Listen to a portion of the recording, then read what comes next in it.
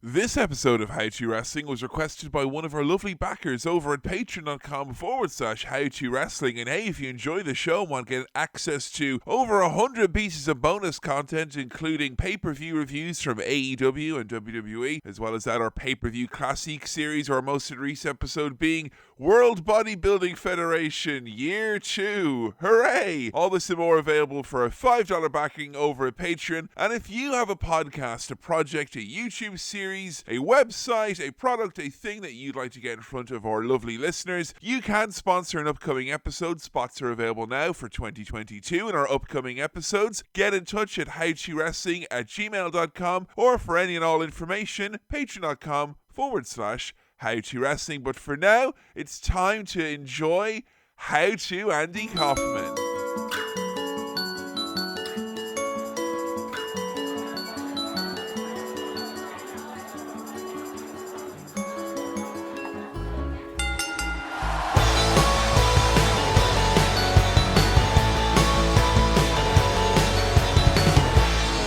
Friends, and welcome to another episode of How To Wrestling, the world's first podcast detailing how to wrestling, how to get into wrestling, how to understand wrestling, and goodness knows, maybe even how to enjoy wrestling.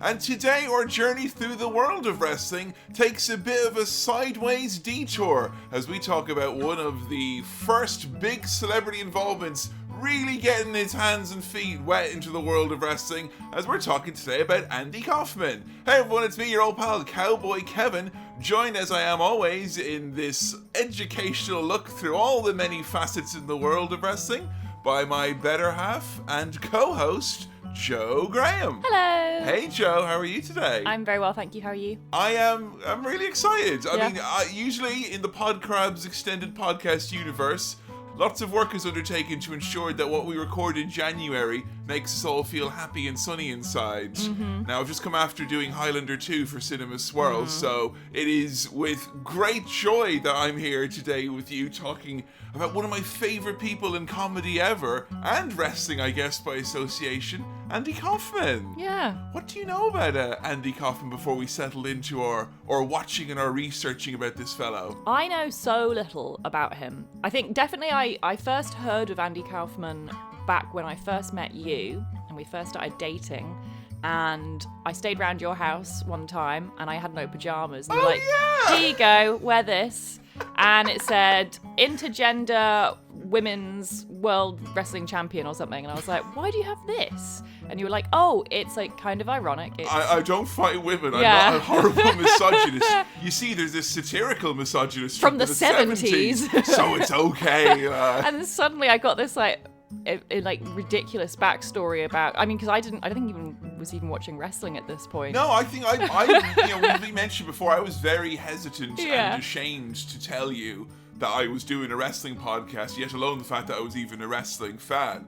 But pajamas and staying over necessitated you to find out quite early about this big name. Your pajamas outed you Pretty much. as a wrestling fan. I don't think I still have that Intergender Wrestling Champion shirt knocking around. I was thinking about it literally only the other day, actually, because I was like, oh, I wish I could wear it, because it's a really cool shirt, but I think it got a bit old and gross and we had to throw it away. Yeah, it was one of those things like, it was the equivalent in my mid-20s of my CCCP t-shirt I had for PE when I was 13 years old. Wow, I can't believe they let you wear that. I was kind of sternly advised against it. I even made my first year project be about communism, and even still, I had to take the shirt off. But the Andy Kaufman Intergender Championship, I mean, I was always a fan of him, like, as a comedian, know, and I knew that he was in wrestling because there was a big movie that hung over my life and was one of my absolute favorites, which was Man on the Moon, which was a movie that was a biography of this comedian and this performer. I mean, he didn't like being called a comedian, I guess. But, oh, really? I mean, yeah, he considered himself a performance artist, which... Really? I think today it'll be really interesting as we're looking at this guy who tried to blur the lines between comedy and wrestling and just,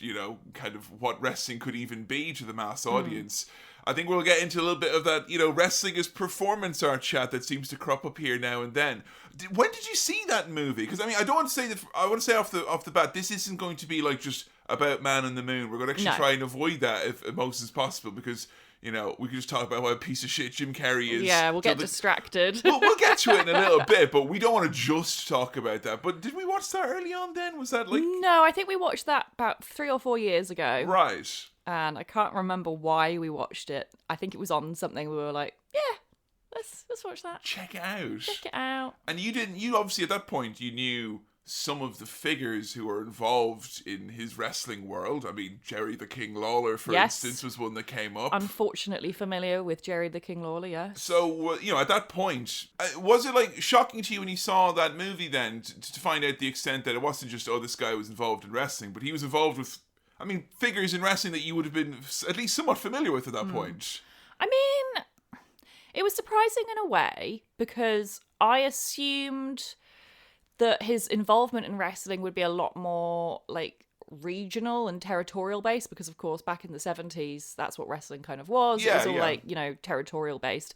And I just always assume when I think about wrestling in the 70s and the territories that like, there are all these like old men who have names like Dick the Duke Monster. Dick the Duke Monster was over in the territory, Joe. How dare you? Like these like old men who were like legends of their time, but like you never really hear about now. I didn't expect it to be someone I actually knew of and was still like, not still wrestling, but still involved in wrestling. Right, yeah. And when you think of like kind of regional wrestling stuff like that, was it a shock to you to find out like kind of that it was big? Like, we're talking tens of thousands of people would flock to the regional wrestling back in the day. I think at that point we had done our episode on, what was it, on Vince McMahon. Oh, right, yeah, of course. So I was a little bit more educated at that point that the regional wrestling territories were very big. Yeah, a little bit bigger than Vince McMahon will probably have you believe. Yeah. So Andy Kaufman, we have looked at almost his entire wrestling career, which...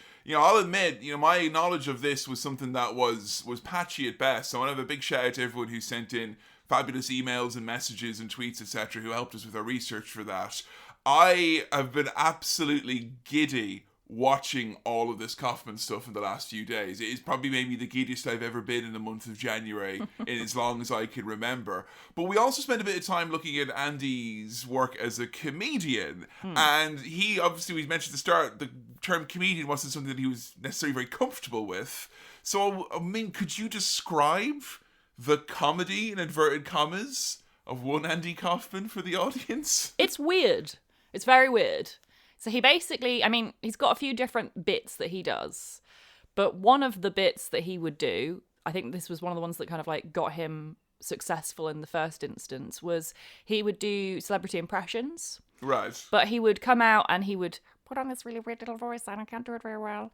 And he would do really bad celebrity impressions. And the kind of like the joke would be, this guy sucks. He's so bad at this. Yeah, because you said like, weird, which, if you're talking in comedy circles and they're like, oh, check out this next act, they're weird, man. Buckle up. Yeah. That's something that's just like, it's thrown around so much. And like, I remember so many times performing in stand-up and watching while I was performing in stand-up. And like, if I'd be, like, I got introduced once on stage, like, this next guy's pretty fucking weird, get ready. And I'm like, what? Because I feel these days people try so hard to be weird rather than, I think one of the beauties of the 70s is that you had genuinely, authentically, very strange, unusual, unique people. And we had like mass media, but not to the extent that we have it now or even in the 80s or the 90s. No, but I feel in the 70s there was a lot more bravery with regards to like trying new things and daring to be different and things like that. And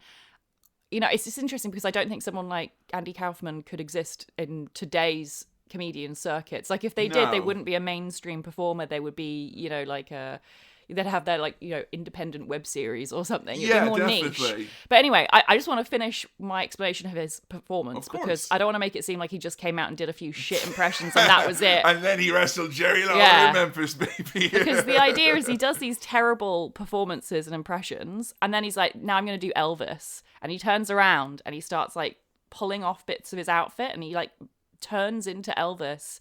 And then he turns around and he just is Elvis and he has like the most amazing, like I've seen a lot of Elvis impersonators, didn't really get it, to be honest. I'm not a massive Elvis fan. You even seen Jim Carrey being Andy Kaufman being Elvis, and it didn't impress Yeah, you I as was much like, as the actual real deal. And even like Elvis himself, he never really like sang to me in like a special way. I didn't get the appeal. But seeing Andy Kaufman be Elvis, immediately I was like, oh, this is why people love Elvis. You were pretty much stone cold calling him a hunk. Oh, when yeah, he's a hunk. he He's was- super hunky. He's a handsome man. He's hot. That outfit he wears, those flares. Let's bring back those flares for men, please. I want to see more of those flares. Well, there's a wrestler called the Honky Tonk Man, No! Joe, who you just gotta hear about. Go away. Get off the podcast.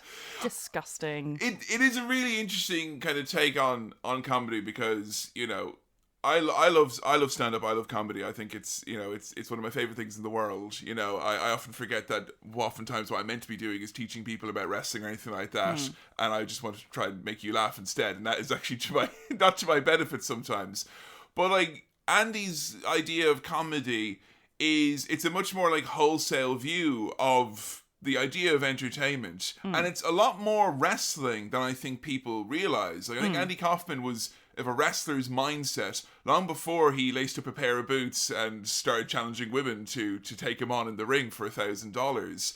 This idea that the sum total of whether or not your show has been successful is not necessarily how many laughs you've gotten or the frequency by which you get applause or anything like that. It's your ability to manipulate emotions and take people on a journey. Yeah. And long before, you know, wrestling was even in his stratosphere, Andy Kaufman was trying to elicit responses from an audience by making them frustrated, making them angry, making them desperate for something to happen, for literally a hot tag to Elvis to come in and run wild. And then people like, when we watched them do the Elvis thing a few times, people weren't laughing. They were cheering and clapping. And you know, like, they were going, woo! And like, it was literally like Elvis himself was there gyrating. Like, there were screams from women in the crowd who were like, it sounded like they were fainting. Yeah, and stuff. It's kind of interesting to go, right, I'm not going to go for laughs necessarily. I'm not going to try and like, you know, and give you the little the punchline.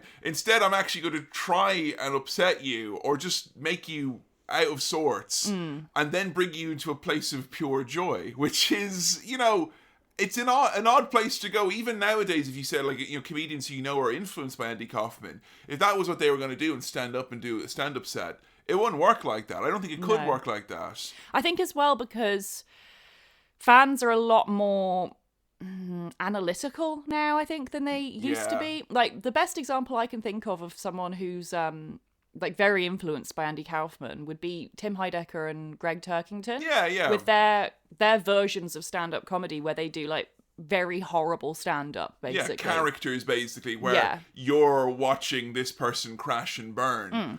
But, unlike Kaufman, their fans are kind of in on the joke for the 100%. most part. Yeah, everyone's keyed in and they know exactly what's happening. It's like people who were watching Alan Partridge back in the day. Yeah, exactly. You're watching a train wreck, but you're in on it. Imagine watching like Alan Partridge, but people aren't in on the joke. Yeah. And they're watching this professional, apparently, squirm and fail. That's an awfully awkward position to be in as an audience member. And then you get other comedians like Stuart Lee who almost intentionally try to engineer an environment wherein that happens. Like Stuart Lee, he performed in Salford a few years back, and it was obviously full of his fans. Like it was liberal people. Yeah, like, we and the rest of the liberal intelligentsia, we put down our champagne for a second and we went to the theatre in Salford to see Stu. Yeah, and you know, it was good because everyone was like enjoying themselves and having a good time. But Stuart Lee, as you said yourself, is at his best when he's like performing in like the Engine Shed in Lincoln, where people don't really know about his comedy and his style. Yeah, half the audience left, and it was probably the best comedy gig I'd ever been to in my life. Yeah, and actually his form of comedy thrives in those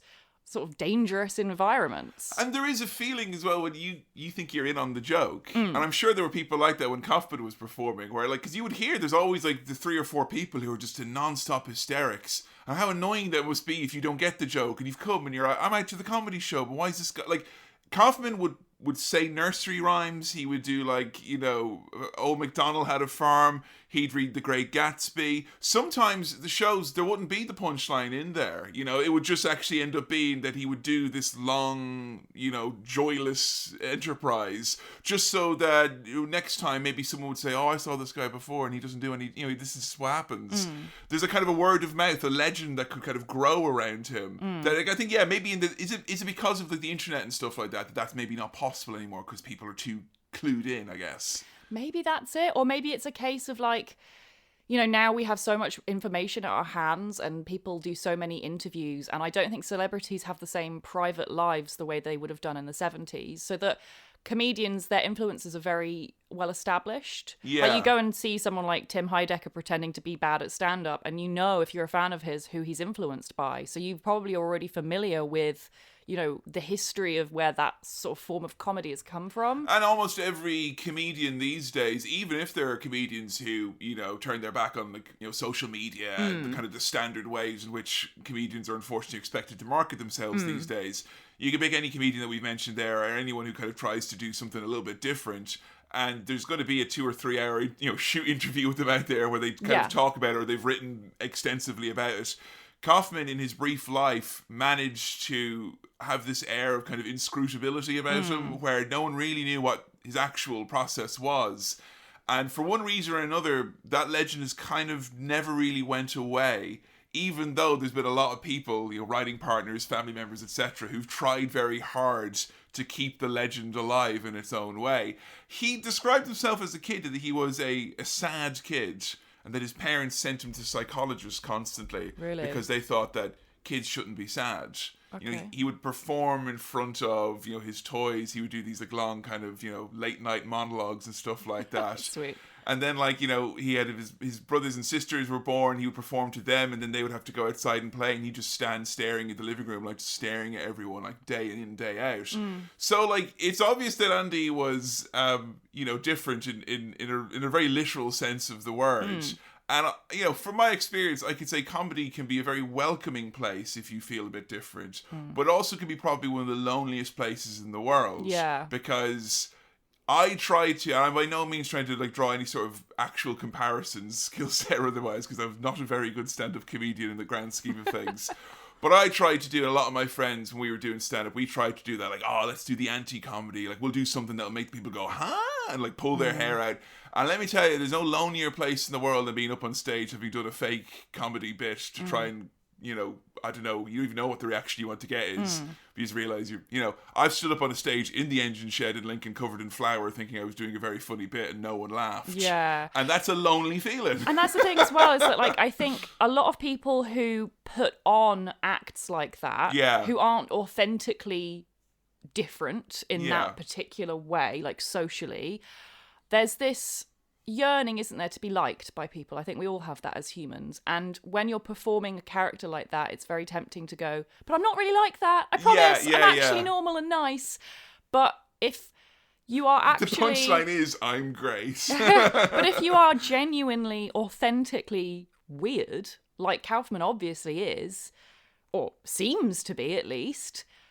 he's not going to then come forward and go, I'm actually not like that. Yeah. And I don't know if it's a case of that, like, he realised it would undervalue his own work, or if it was a case that he didn't want to do that because he's not, you know, he's not like that. He is like that, as you were saying. And does the world of wrestling then seem like kind of somewhere that would have obvious allure that? Because he said that it is, you know, the comedians and Kaufman obviously have that thing inside them where they kind of want to be liked or whatever. But Kaufman, it seemed that his great joy in wrestling always, and when he came into it, this was his laser focus, was to be hated. That was his ultimate goal. Can you understand or like explain why you think that that reaction still kind of gives the same kind of endorphins or the same feelings or whatever it is? I mean, it's a reaction, isn't it? Yeah. I think, you know, different things drive people in different ways. I don't know enough about Andy Kaufman as a human being and as a real person to know if he got more enjoyment out of winding people up or if he got more enjoyment out of the idea that people didn't know what to think of him. Yeah, I mean, you're an older sibling, so you have to know the joy of winding people up, Oh, right? I'm such a wind-up merchant. That's the rule if you're an older sibling, right? Yeah, it is. What's it like? It's a great burden, really.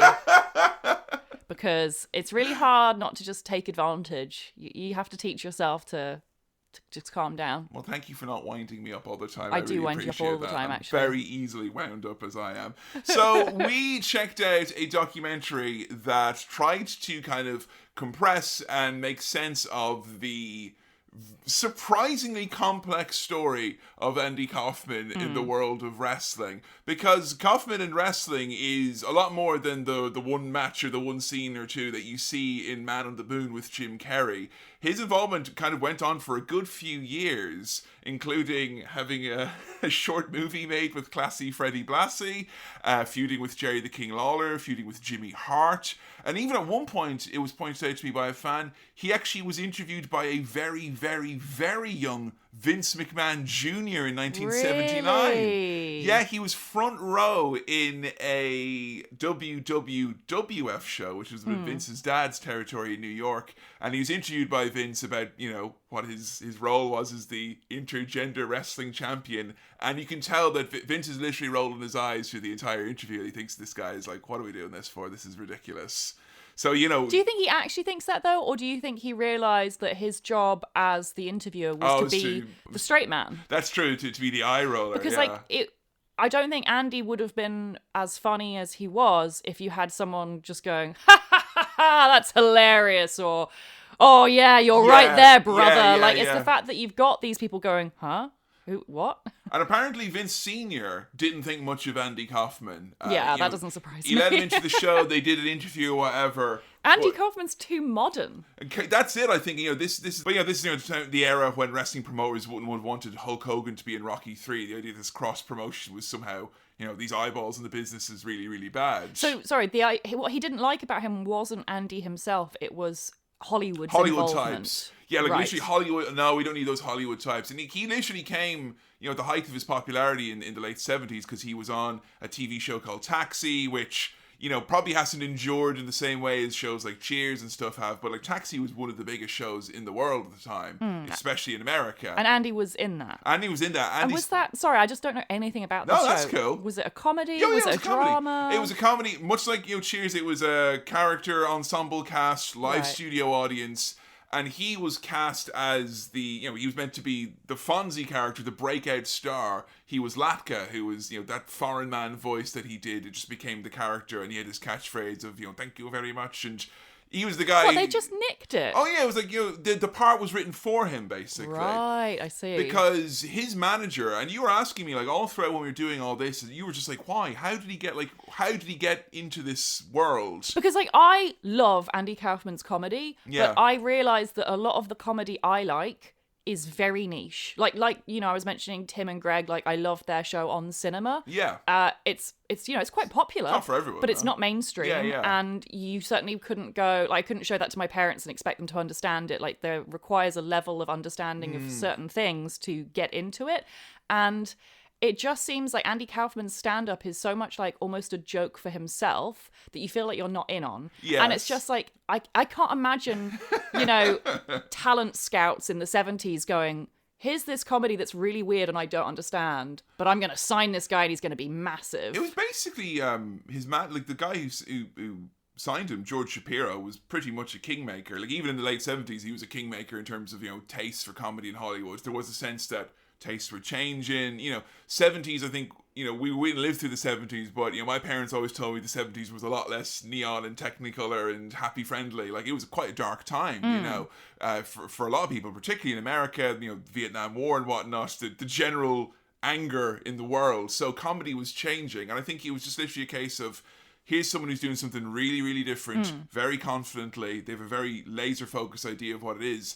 So they made him a star, pretty much. Yeah. He got onto that Taxi show, and all of a sudden he goes from singing nursery rhymes, and he's, a very, very big name.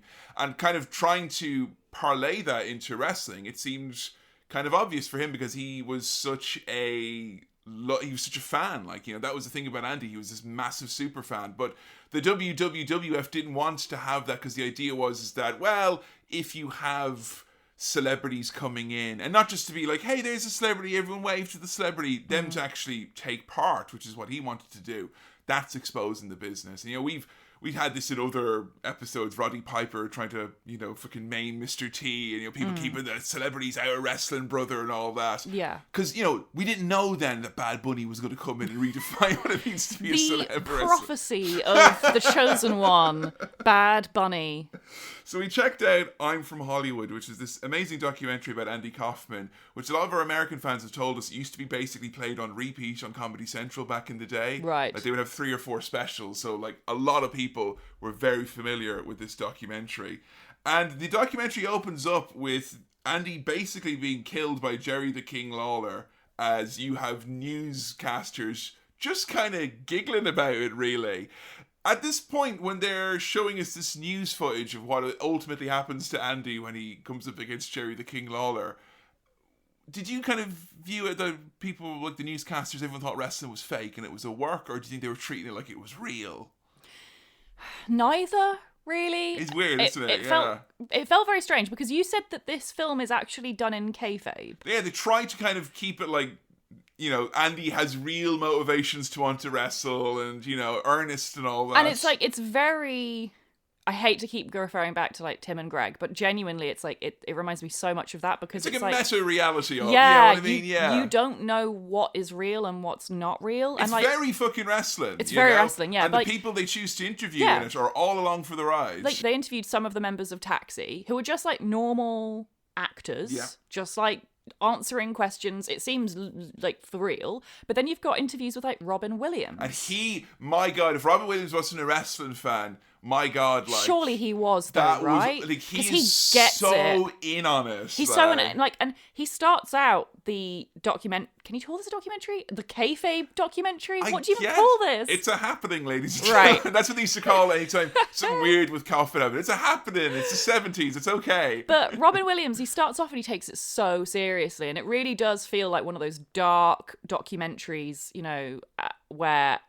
You know, he seems almost depressed, Robin does, as he talks to the camera, like, and he's got this very low voice, and he's just talking about, like, very matter-of-fact things. You know, Kaufman went into the ICU. Yeah, his wrestling career is over. His Hollywood career is probably over. But then there were moments where I was so confused, because I was like, oh, okay, so they've just, like, you know, the story is kayfabe, but the interviews are real. But then there were moments where Robin Williams goes into kayfabe as if it's real. Yeah. And he starts, like, making up his own backstory for the character of Andy Kaufman and, like, adding to it as well. And, yeah, it was just, like, it was so fascinating to me as the original big fan. wiki project, basically. They're all adding to the lore here. I just have such a soft spot for that type of, not just comedy, but, like, creativity. The idea of, like, fiction and real life, and you don't know where the line is drawn. And it is, you know, it is masterful, because, you know, this documentary came out in like 89 or whatever, but I would say it does an amazing job if you're kind of folk like myself who, you know, knew who Kaufman was a fan of his comedy, had seen, you know, his sketches and clips and that, and they'd seen Man on the Moon, and that's how they kind of understood his career and whatnot. And I think they did a very good job somehow at, like, kind of presupposing what the stories of Andy would be after his death, and then kind of flipping it on its head a little bit. Because they presented very rationally and plainly why Andy decided to go from, you know, doing bongo drums and playing, you know, Tony Clifton, this kind of weird heel character that he would play. Well, because his comedy character, if you can call it a character, is a heel. Oh, Tony Clifton is a wrestling manager. Oh, I don't even mean Tony Clifton. I mean Andy Kaufman as a comedy performer. Right, yeah. Because of the way he performs, like he does this silly little voice that winds everyone up, and then he plays the bongos and reads poetry and stuff. Like, he is antagonizing the audience. Definitely. He's playing a heel. Oh, yeah. He's kind of getting on people's nerves almost. Yeah, and it's obvious that, like, he enjoyed doing that so much. He was like, okay, so what can I get into to do that, like, way more? I think, like, Tony Clifton is the first, like, kind of the first stop along that train, which eventually arrives at the station of Andy's full-blown wrestling, and he's in Memphis calling people hicks. Because let's be honest as well, playing a villain. Oh, it's cathartic. It's so fun. Oh my God. So much more fun than playing a hero or a good person. Absolutely. It's like creatively fulfilling. You get to like push yourself and try things that you would never otherwise do. Like I try and do a little bit of character work here and there on podcasts I guest on, and I'm not very good at it. It's so hard to do, but I have such admiration for people who do it really well. I mean, the only times I can kind of relate to that where, I got to be like a wrestling heel character when Fight Like Apes did like a wrestling show in like 2008, wherever it was, and they needed like a mouthpiece, so I did my kind of best Joel Gertner impression, had my, I was very inspired by Kaufman as well. I had my neck brace on and everything, and just be able to come out and just, make fun of everyone and not worry about any of the consequences, because I had like, I had a big wrestler beside me. I thought, I'm fine, I can say and do whatever I want to. It's very freeing. It's very liberating. I was in a school play. I was in the field and I was playing the Bull McCabe, who was the big man in town who'd bang on the table and be very intimidating and gruff, and I'm going to kill the English and all that.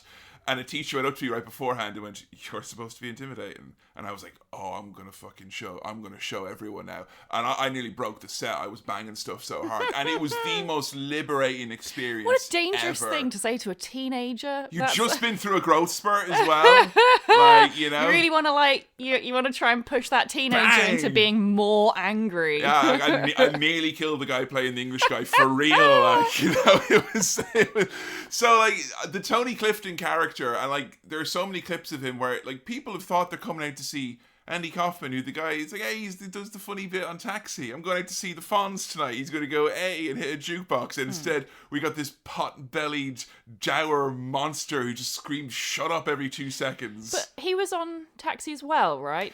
Tony Clifton, and this is very goddamn wrestling, one of the stipulations for Andy Kaufman to sign his contract with Taxi, because of course, if you're a no-name weirdo comedian who's been given the opportunity of a lifetime, now's the time to play hardball. So sorry. At this point, he wasn't a national star. No. He wasn't like a renowned He was comedian. known on the circuits and stuff like that as a stand-up comedian. Right, but this is his breakout. This is definitely his breakout role. Right. So the stipulations were he had to have space to do his transcendental meditation, which he took very, very seriously. Which sounds like it would be a joke, and it's not. No. That was a big part of his life and his balance and all that. Other stipulations he had in his contract. Seriously, like Big Show here with his ironclad contracts and all the stipulations. But his other stipulation was that he would only be on like a certain amount of episodes. So he got like That's Brock Lesnar. Yeah, he only shows up for the big times, brother. Kaufman doesn't do Chattanooga, And then his other one was that his good friend, the great entertainer and superstar, Tony Clifton of Las Vegas fame, the great lounge singer, everyone knows Tony Clifton. God be with the days in the 70s when you could say something like, everyone knows this person I've just made up, and then the people would be like, yeah, we do, yeah, here's a contract, an actual contract for Tony Clifton, separate to Andy Kaufman. I mean, Tony Clifton as a name is genius, because it does sound like, it just sounds familiar. Sounds like someone you've heard of. Sounds like Andy Kaufman. Tony Clifton, Andy Kaufman. Kind it's of, got the but beat like, there. Unlike Andy Kaufman, which I feel is like, that's quite a unique name in a way. Like Kaufman, I don't feel I've heard many people with that surname. Whereas like Tony Clifton, I feel like I have heard of some singer called Tony Clifton. Vaguely, yeah. And when you see him as well, he looks exactly like he should be called Tony Clifton. Oh yeah, Tony Clifton. That's that old horrid guy who does the circuits. And I'm pretty sure my dad likes him or something. I mean, Vic Foley didn't even get separate contracts when he was Dude Love, Cactus Jack, and Mankind. But here we are on Taxi, well ahead of the curve is Andy Kaufman. And of course, then when Tony Clifton, in real life, he did show up on set, once with sex workers when he's meant to guest star on an episode, drunk, smashing bottles, breaking windows, dancing on taxis. So Tony Clifton did get fired from Taxi, and then Andy Kaufman showed up the next day for work. And did people realise Tony Clifton was Andy Kaufman? They were like, 80% sure. But like, it's just one of these things like, what do you do? It's just like, it's Andy, like he's the gorilla in the room type of thing, you know? Like we just have to kind of put up with him. Half people are kind of putting up with him and going along with it. And some people think, well, us putting up with it and going along with it, that's the joke, isn't it? And the thing is that my only understanding of it is I don't think there was an ultimate goal with him with any of this comedy to make you feel a very specific thing. He just wanted you to go through a series of emotions. To feel some things, yeah. Yeah, he wanted you to be out of sorts, Why he wanted that, who knows? The Tony Clifton stuff makes me think a lot about a lot of the arsehole actors of today. Oh, like yeah. Jared Leto and people like that. You can just imagine if contracts weren't so ironclad now. That's the thing. Like the 70s, obviously, totally different time. But you can just imagine if there were space to do things like that people like Jared Leto would totally take the piss. Can you imagine like what he would do if he like had an alter ego who was allowed to be an arsehole? Like you hear about wrestlers who let their characters kind of get to their heads a little bit. You know, we talked about in the Flair episode, very obvious example of someone whose character and the real life person, maybe owing to a lack of a sense of who he actually was, the character kind of took over his persona full time, you know. I don't know though if it's ever been kind of like any times that's happened in wrestling where someone's kind of character has ended up kind of coming out for real or whatever it is, or they're playing the character to wind people up. It's always told as like a tragic thing on the behalf of the wrestler, like, oh, the poor wrestler, they've lost themselves, they think this is real, you know, they've worked themselves into a shoot. Whereas I don't think Andy Kaufman ever lost any sleep at night making people wonder about Tony Clifton or what the actual goal or the reality of the situation was. I think that's because there was such a hard line between Andy Kaufman and Tony Clifton as you know, people and characters, whereas in wrestling you are expected to play an exaggerated version of yourself, and it's not like you have like a different version of you who is like, you know, Tony Clifton looks totally different from Andy Kaufman. Yeah. Like you see those two people on the street and you don't think there's the same guy. That's true. Whereas if you see, you know, Cactus Jack and Mick Foley on the street, you go, there's that guy, but he's in a different t-shirt. He's got barbed wire on his forearm. That's Cactus Jack. I know like him anyway. Ric Flair, you know, living the gimmick.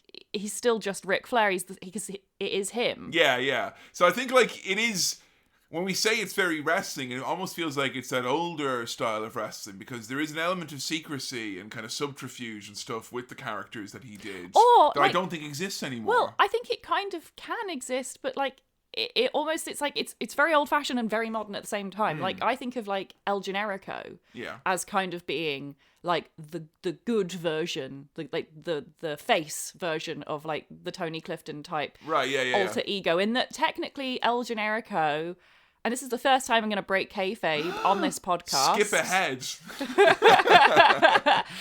But like, there's such a hard line between El Generico and Sami Zayn, and Sami Zayn has never come out and said, I am El Generico, and El Generico has never come out and said, I am Sami Zayn. Well, that would never happen though, would it, Charles? Yeah, So. exactly. But also, like, the fans are kind of like, they're in on it, and they continue the joke.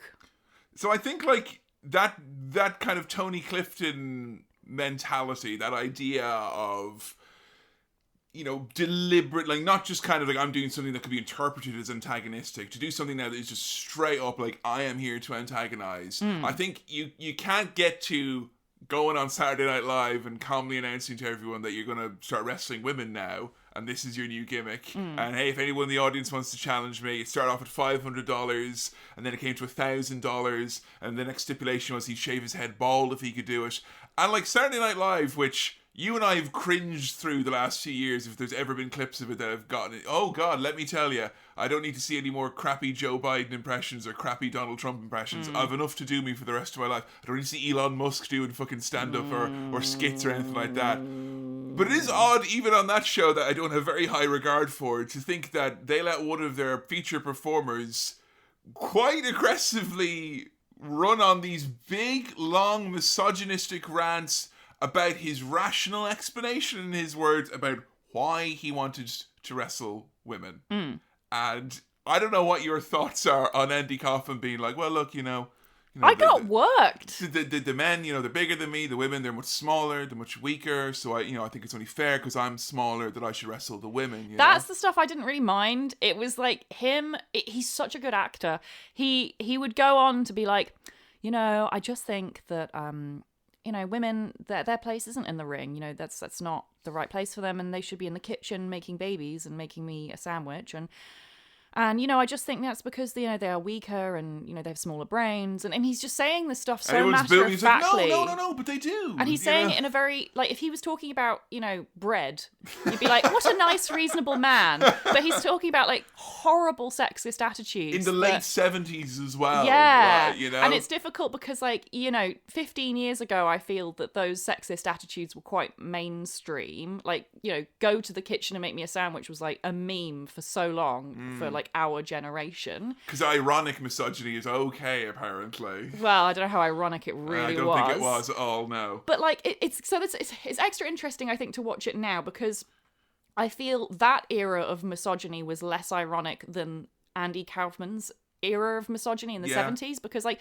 it's all very well and easy for us in 2020 to go, oh, back in the day they were all a lot more sexist, but the truth is it's that still shocking back in the 70s. Oh no, absolutely. But also that feminism has come in kind of waves, and it's not a steady line of progress. There's been progress, and then there's been anti-progress, there's been steps backwards. Groups think what some groups convey as progress, other groups view as being detrimental and all exactly. that. And actually, in the grand scale of the last century, the 70s were in a way quite a progressive time for women's rights. I would have thought so for sure. Which is why I think it was so effective. Like, I think it worked better that he was doing that in the 70s than, say, like, I don't think he could have gotten away with that in the 80s or the 90s, because I think genuinely in some ways society was more sexist then. Yeah, it kind of felt like, in the 90s, and there was no shortage of instances of men in the 90s in the attitude era of doing the kind of misogynistic, chauvinistic gimmick and stuff like that.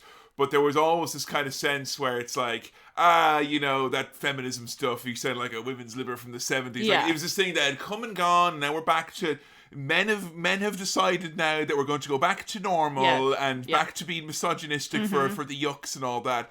But, there is an earnestness, it feels, in his attempts to show himself at the same time as being... Like, it is quite wrestling because he is...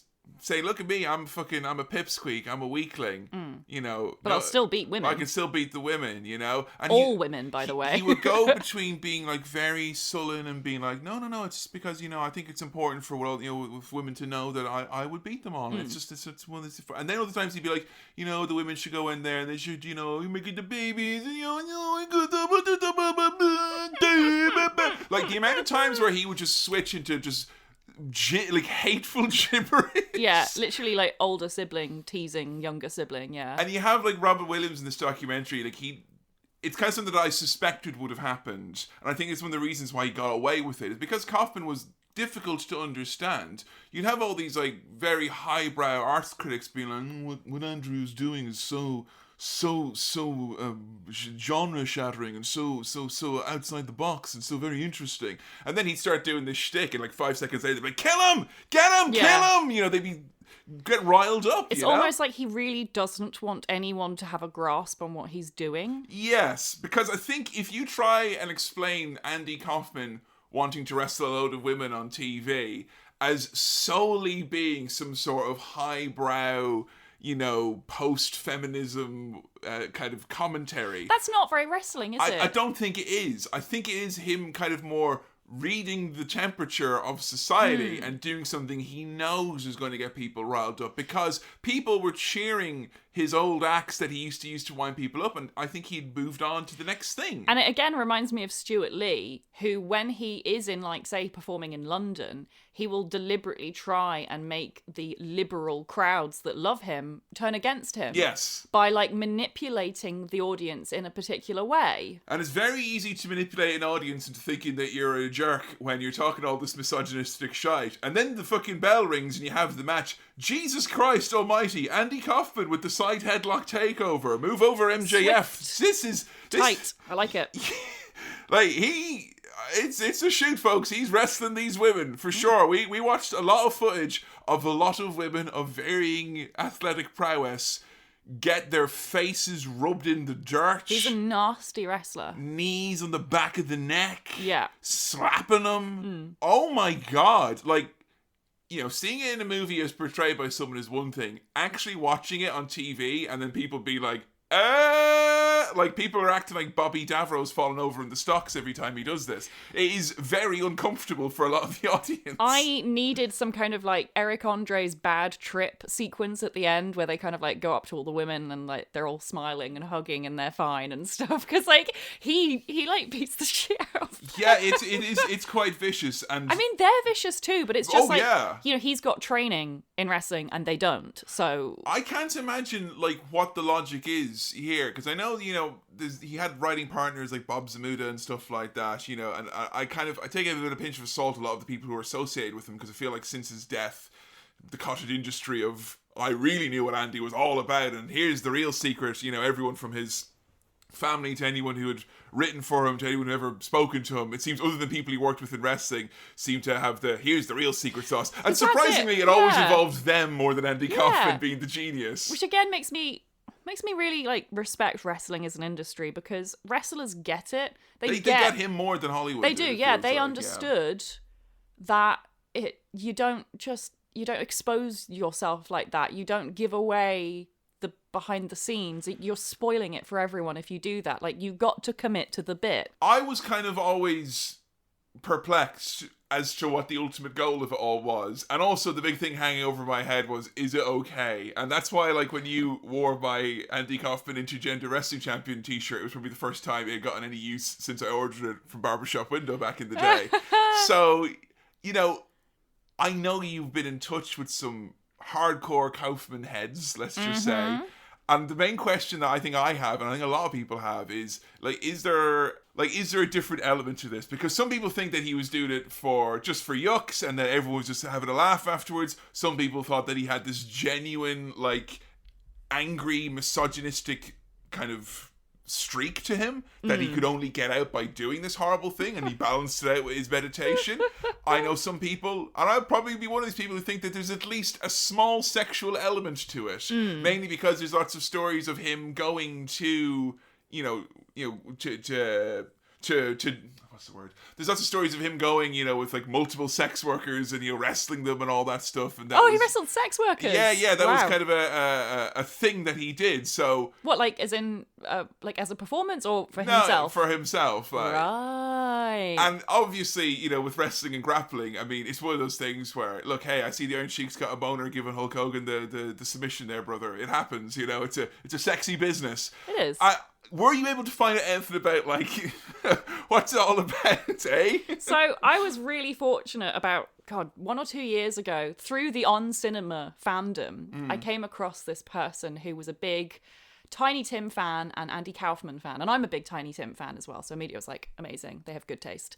And when we decided to do the episode on Andy Kaufman, I thought, well, who better to ask about his life than someone who is genuinely very, very knowledgeable on him?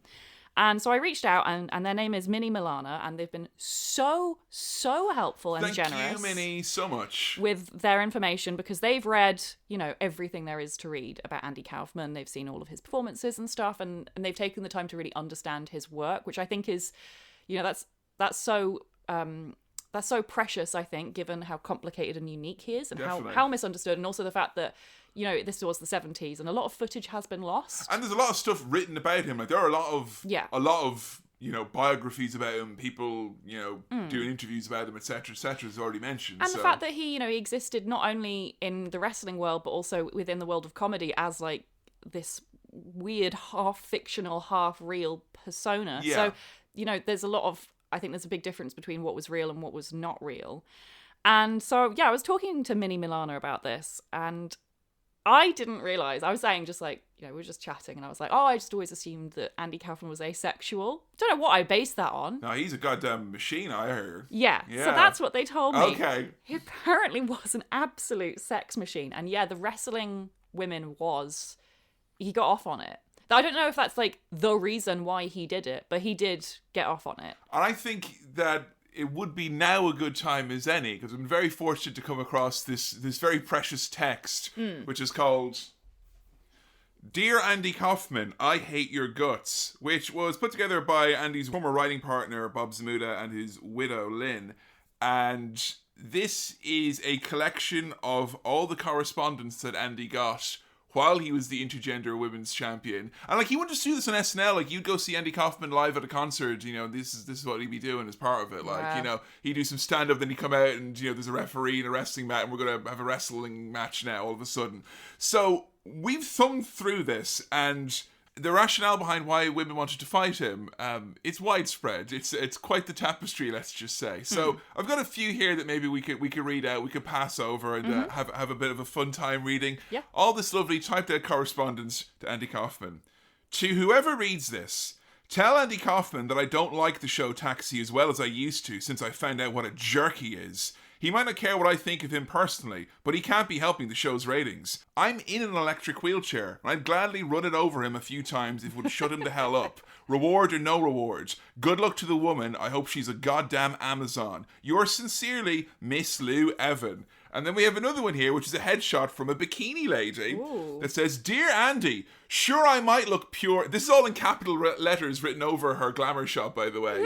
Dear Andy, sure I might look pure and innocent, and maybe even defenseless, but look into them eyes. I've been through more fights than you have in a lifetime. I'm from Brooklyn, yeah, the Brooklyn Bombers. I'll rub your face into the ground until it looks like your rear end to show the world what a total asshole you are. And that is from Unknown. So there you go. That's a nice correspondence there from Mr. Kaufman. Take your time, thumb through. They're all pretty much great, like.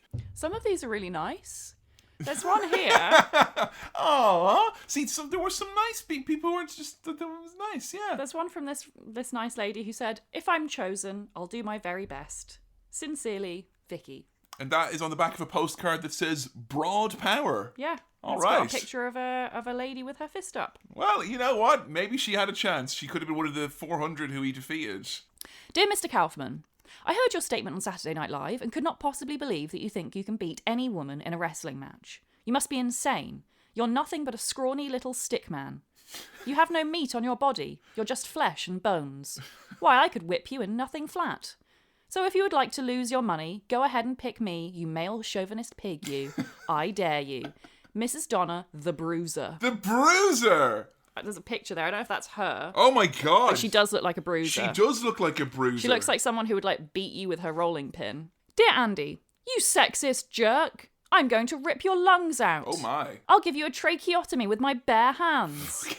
I'm going to rearrange your face so badly that when you feel the urge to pick your nose, you'll scratch your earlobes. I'll see you in New York on December 22nd. P.S. My vital stats are 5'2", 111 pounds of shit-kicking fury. Sucker. So that's but a taste of the correspondence that Andy got from being Intergender Champion. And this was this lasted years as well. This wasn't like a 1 month bit. This was years and years that this went on. Like well into when he went to Memphis and started wrestling, the intergender thing was still, you know, that was what Andy Kaufman was kind of known as. So how many years are we talking? I mean, he started doing it in like 78, 79. And he was doing it one form or another until his passing, which would have been, 82, 83. Right. So yeah, it was quite a long time. Yeah. I don't know if it ever kind of like, there was ever that moment where it's like, it's all a joke, ladies and gentlemen, it's okay. I don't think there was ever that kind of sweet satisfaction from it or anything like that. I don't think he would want that. Do you think that his end game was, this will get me into like an actual wrestling show? This is my kind of, my ticket, so to speak. Well, according to my source, Minnie, Kaufman has loved wrestling since he was a kid. Yeah, I knew he was a lifelong fan. Yeah, like massive fan. He would wrestle his siblings in like little matches, like backyard matches and stuff. That's how much he loved wrestling. So I think it was always his dream to be involved in wrestling in some way, shape or form. And whatever it would have been, these days, we've talked often about, size requirements historically in wrestling. And, even here we are in 2022 when we're recording this. And even though it felt like one of the companies had made big progress on not feeling that's the way anymore, the new edict in WWE is very much, you have to be this tall to ride the main event ride. So I think, if you are someone who was smaller like Andy in the 70s or growing up in the 60s and whatnot, yeah, good lord, you know that if wrestling's a dream, it's a far-flung one, a far, far, far away. This was possibly his ticket in there, or at least to gain him some sort of notoriety. So he did have that trip to New York where he, talked with them, and they said very calmly but firmly, no, we don't want any involvement with you. Because, it says a lot when even the WWF thinks that what you're doing is in a little bit poor taste. Bill Apter, who was a photographer at the time, long-standing wrestling journalist, legendary figure in the sport, he is taking pictures that night. He meets up with Andy. They go back to his apartment. Bill Apter lives with one of the women wrestlers at the time in the WWF. They are talking wrestling so long that it goes into the small hours of the night, and Andy's kind of a bit despondent because, you know, the McMahons don't want anything to do with him. They let him hang around backstage, but they told him to leave, and he think, oh, that's it, we're done.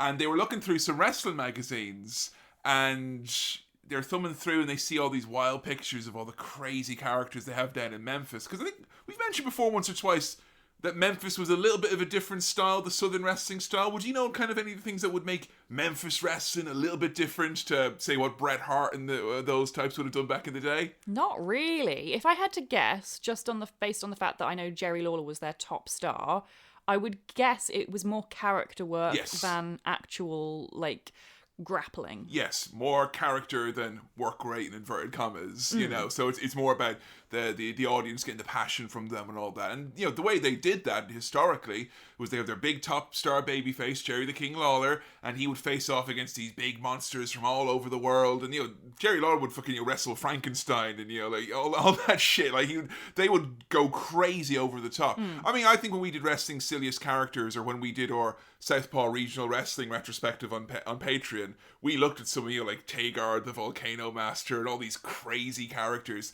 So they're thumbing through the magazine, and all of a sudden Kaufman is like, oh my god, look at this stuff, this is crazy, this is wild, like, do you know him? And he's like, oh yeah, Andy, I know Jerry Lawler quite well. You know, Bill Apter and Jerry Lawler were associates, because he used to take pictures of him for the wrestling magazines. And it's like in the middle of the night, and Kaufman's like, do you think we could ring him?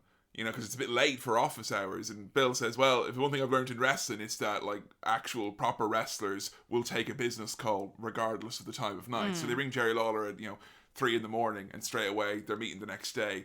And the big plan is set forth that they're going to do Andy Kaufman coming in to Memphis to do a heel angle where he's going to antagonize everyone, despite the fact that he's meant to be America's sweetheart, Latka, the lovable character on Taxi. But it makes sense from the little bit I know about the different attitudes in America. And I'm basing this a lot on King of the Hill. Please excuse me, Americans. I'm so sorry. Texas is not Memphis, Joe. I know, but the South of America seems to have this... And it's not just the South as well. It seems to be like this, almost like this rivalry between the North and the South of America. Yeah. Where the North of America is very much considered like liberal There's elites, a divide, absolutely. and they think all of the South Americans are all racist hillbillies. Meanwhile, all the people who live in the South of America think that the people who live in the North of America are snobs, elitist. You'd be very broad and general speaking Obviously, here, yes. But there is, broadly speaking, historically at least, a North-South divide. Exactly, to the yeah. extent that there was a civil war at one point. Not like here in the UK. Not like... Oh, no. We don't have that problem. No, it's us versus London here in the UK. But And of course, up here, we consider everything south of London to also be London. Yes. I'm looking at you, Uxbridge. So I think the North-South divide, I think that really helped matters for Andy because, as you say, he approached wrestling companies like in the North of America and they would have just thought it was tasteless. Whereas in the South, I think they would have understood that the narrative going in, this guy from Hollywood coming over here, telling us we're all hillbilly hicks who don't know anything and we're uneducated. Oh, and also I'm going to wrestle women in the audience because somehow that's sophisticated. And the idea of not, the idea of as well, like women being weak, in South America especially, there'd be a lot of like women who worked like very hard jobs. I think especially in South America, that would be considered really shocking to say that, oh, women are weak and shit and they should just stay in the kitchen, because there is much more of a culture in the South of America for women to actually be expected to have jobs. And also as well, the men in the audience, how many Southern wrestlers have we seen before who are they're big tough guys and then but they talk about their mama or whatever and they're all of a sudden there's a twinkle in their eye. There's culturally as well in the South, you honor your mom, that's how you show you're a gentleman. Hold it up. There is a lot more of the gentleman focus there. That's not to say that's without its own issues in some respects, but that riled people up. And what is amazing about this documentary is the amount of footage that they show of the audience. You see Andy in there somehow in 1979 and 1980 in Memphis with better video and audio quality than Ring of Honor in the 2000s. It's weird, isn't it? It's strange, isn't it? What happened? We lost something along the way. Yeah. But we get these close-ups of people in the audience, and whoa, you thought the grannies on World of Sport were riled up. Wait till you see the moms of Memphis line up to kill Andy Kaufman. It's so funny. Spitting on the ground, shaking the guardrails. And it makes me lunging wonder. at him, like going for him, you know? And I know for a fact that, like, obviously a lot of those women were worked. But it makes me wonder as well, like, obviously we mentioned that for Andy, some of this was, like, a slightly sexual thing. I wonder how many women, because he's a good-looking guy, and, like, how many women would have thought, yeah, I'll wrestle this good-looking guy, like, sure. Well, I mean, one of the early things that happened when he went to Memphis was the new stipulation, because he was still the reigning, defending, undisputed, undefeated intergender champion. He said not only would you get $1,000, that if you beat him, you would get to marry me! And it's like, I know arranged marriage is probably a bit of a soft spot down in Memphis, but yeah, I definitely am viewing it now that you've told me that there was at least a high enough percentage that Andy was hoping to get more than a reaction out of the crowd, let's just say, from all of this. Because, like, there's great chemistry, I think, in anger. What, that you think it brings out, like... Not in everyone. Not everyone. But certain people. I mean, it's a trope in a lot of movies for a reason. The idea of the couple having this fierce argument and then passionately making love, like, seconds afterwards.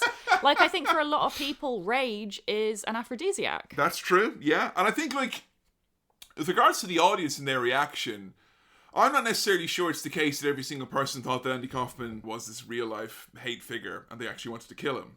But I do remember hearing someone describe it once about, like, I was asking them about their grandparents and why they liked World of Sport, whatever it was, and it was like, did they really want to kill Mick McManus? Did they hate the Irish that much? And it's like, no, it's just like, you know, it was like kind of letting off some steam. Yeah. You're going to the show, you know deep down, even though Vince McMahon hasn't come out and told you in a press conference words to the effect that it is, you know, it's a show. You know, we don't need to go into much more than that. It's a show or whatever. And it's cathartic just to unbridledly hate something like that, Yeah. you know? It's like me and my love of Baron Corbin. The other day, Baron Corbin was tweeting about how shit English food is, and I got so worked. With that fucking meat on your Instagram, Corbin? Now, his meat game's leveled up. Yeah, he wants some more fucking steamed steaks. Fucking this piece of shit sloppy steak Baron Corbin. Get out of He here. can cook a steak now. I want happy Corbin, not improved. sloppy Corbin.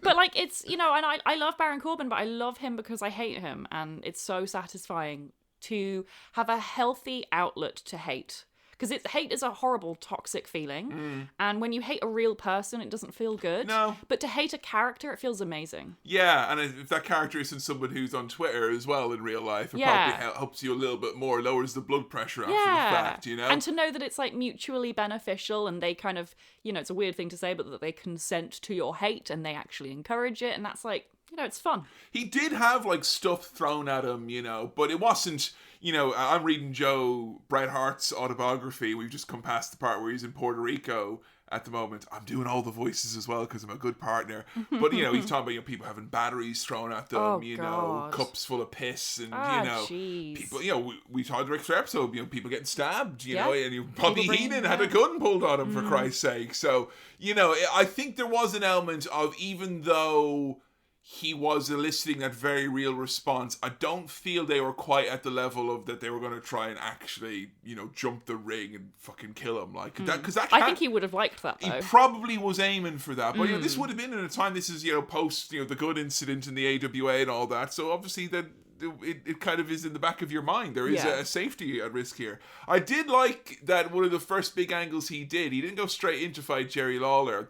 He would fight some women, but then the big fight was that he was going to take on their women's wrestler they had called Foxy. And Foxy was like one of the few African-American women's wrestlers who would have been around in Memphis at the time. So they did like the big match, the big build-up was Andy taking on him. And the idea was that Jerry Lawler would be in Foxy's corner, kind of giving her some pointers and stuff like that. And Kaufman did end up beating her in that match just about. But at the end of the match, he gets like just a little shove out of the way by Jerry Lawler, but he acts like he's been given like a fucking, you know, he acts like he's been fucking shoved like really far down the stairs. He goes halfway across the ring. And also the idea was that Lawler was giving Foxy pointers as well on how to, because I don't think Foxy was like a big wrestler. No, I think she was somebody who was like in the business, but she was presented to the crowd as being like, she's just, she's a tough lady, like, and she'll kick his ass, So Jerry was kind of in her corner, which I think is where then the feud with Andy and Jerry started. And this is all, like they are all long since planned. This is all planned out. And, when they depict this in the movie, they kind of hold that from you. Like, they don't show it to you until like much, much later in the story that, actually it was a work and they were in on it. But it was at least 10 years after Andy's passing before Jerry actually revealed any sort of details about, working with him and what their agreements were. And, they wanted to go long term with this. And like Memphis was, it was a hot territory and all that, but this was fucking huge for them. Like, because he was like a national TV star. To come down into a smaller, not the big territory, to a more regional promotion, it was huge. And they filled out 10, 15,000 people in that Mid-South Coliseum. That's a lot of fucking people to come see wrestling, And they did it with not an awful lot of physicality, because Andy, other than wrestling the women, when it came to actually him and Lawler, face to face, you could probably count the total number of moves that he received on two hands, all being said. Well, I was going to ask you, like, do you think the idea of this is we want to get more female fans in to watch it? Because I couldn't help but notice when they were showing the audience that there were a lot of women in the crowd, like a lot more than maybe I would have expected. The little bit I know about Jerry Lawler, I think he already had a big female audience. Yeah, that's true. I don't understand why, but I think, women apparently loved him. Well, Joe, haven't you heard? Fucking beard. That beard, which is so much more offensive than anything Andy Kaufman has ever said or done. No matter how hard he tries. Oh, this is the Jerry Lawler 80s and 70s goatee. Wrestling with girls. You gotta tell me about the goatee, Joe. No, Come it on. looks like a crown and I hate it. It looks like a crown. It's so bad. It's so bad. To make a goatee worse. Jerry Lawler, I am in awe somehow. And I'll tell you what I love more than anything.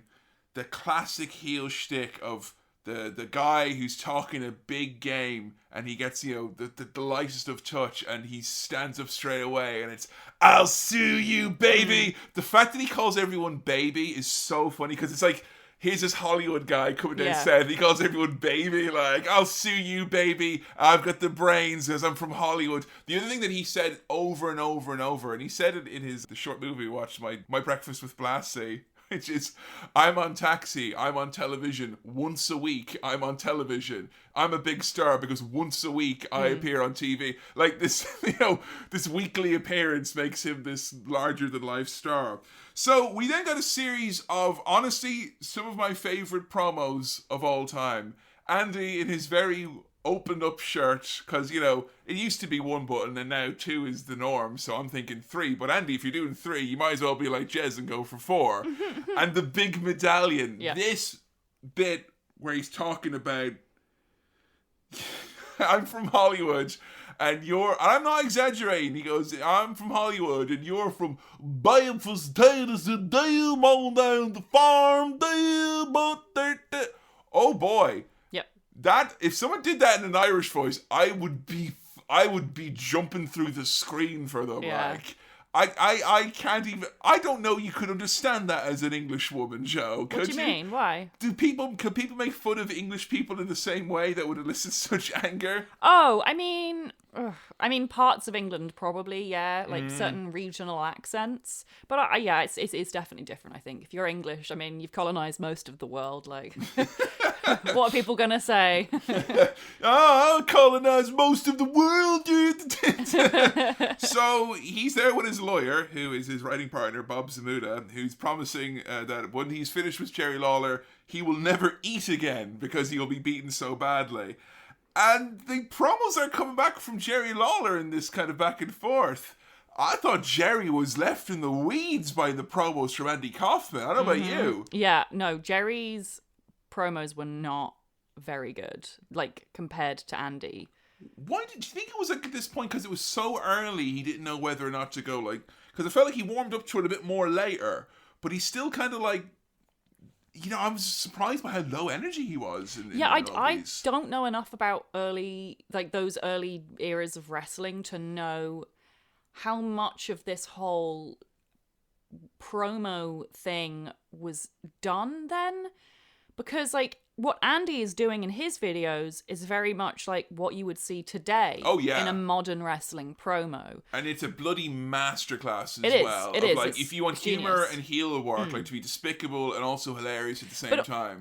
But also like so well spoken. And there's such like a poetry, like a very intentional cadence to it. But even when you say that, but he kind of goes into being like, bleh, like he does. But it doesn't matter because it's the rhythm, and it's the fact that the pacing is good, and that's honestly like the most important thing of any promo is that it, you know, it shouldn't really matter what the person is saying; it should still sound rhythmic and good. This promo where his rationale is that he can beat Jerry Lawler very, very easily because he's beaten women who are taller than Jerry Lawler and way more than Jerry Lawler. Ergo, Jerry Lawler will be no issue whatsoever for Andy Kaufman. So he brings on this 6-foot woman who's built like a brick shithouse. Yeah, she weighs 327 pounds, I think she said, and he takes her on. And he immediately gets her in a headlock and makes her unconscious. Yeah, he just grinds her face into the ground. Well, that's like his thing, isn't it? It's what he does to all of the women. He like properly grinds their face into the ground because it's horrible. And he sat on top of her being like, "Come on, baby, woo, woo!" Like and his lawyer's like, "Andy, no." I think you've really hurt her. And he stands up and he goes, "What's she gonna do? She's poor. She can't sue me." And he starts kicking her on the ground. Christ. And she's just laying there like limp. So yeah, he's got the brains. He's from Hollywood and he's beaten a large woman. So Jerry Lawler, you're in for the fight of your life. And yeah. This promo felt so very Vince McMahon. Yeah, definitely, yeah. Like the whole saying something really rude and horrible while also like just like making fun of someone's like income and then also kicking them when they're down. Like that's the triple threat of Vince right there. But you know, it's modern in that sense that it has that kind of sports entertainment sensibilities, isn't it? Because it's character work and over the top, and you know, this guy's an absolute goof. But like I do get that proper hit of maybe because he's by the pool, but it just made me think about, you know, Dusty Rhodes, those promos where, you know, the guy was, you know, smashing open the full can of beer and all that. Just the casual wrestler hanging out in his pool talking shit. Yeah, the Hollywood superstar hanging out by his pool. It's like everything about it has been considered, and it's so intentional, all of it. I was absolutely ecstatic to finally sit down and see the encounter of all encounters as Jerry the King Lawler fought Andy Kaufman in the Mid-South Coliseum, which genuinely, it was very impressive in terms of from Man on the Moon. This was almost shot for shot the real deal. Like he did it almost identically. You know, he mostly spent his time dancing like a chicken running around the ring.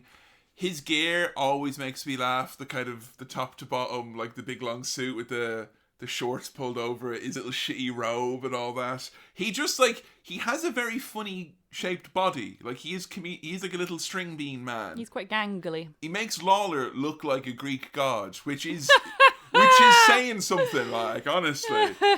Jerry Lawler offers him a free headlock because Andy Kaufman had said on SNL, and he said on Letterman as well, that, you know, the headlock is the special weapon. Once he gets that headlock locked in, brother, that's it. It's game over, you know? So he lets him have the free headlock.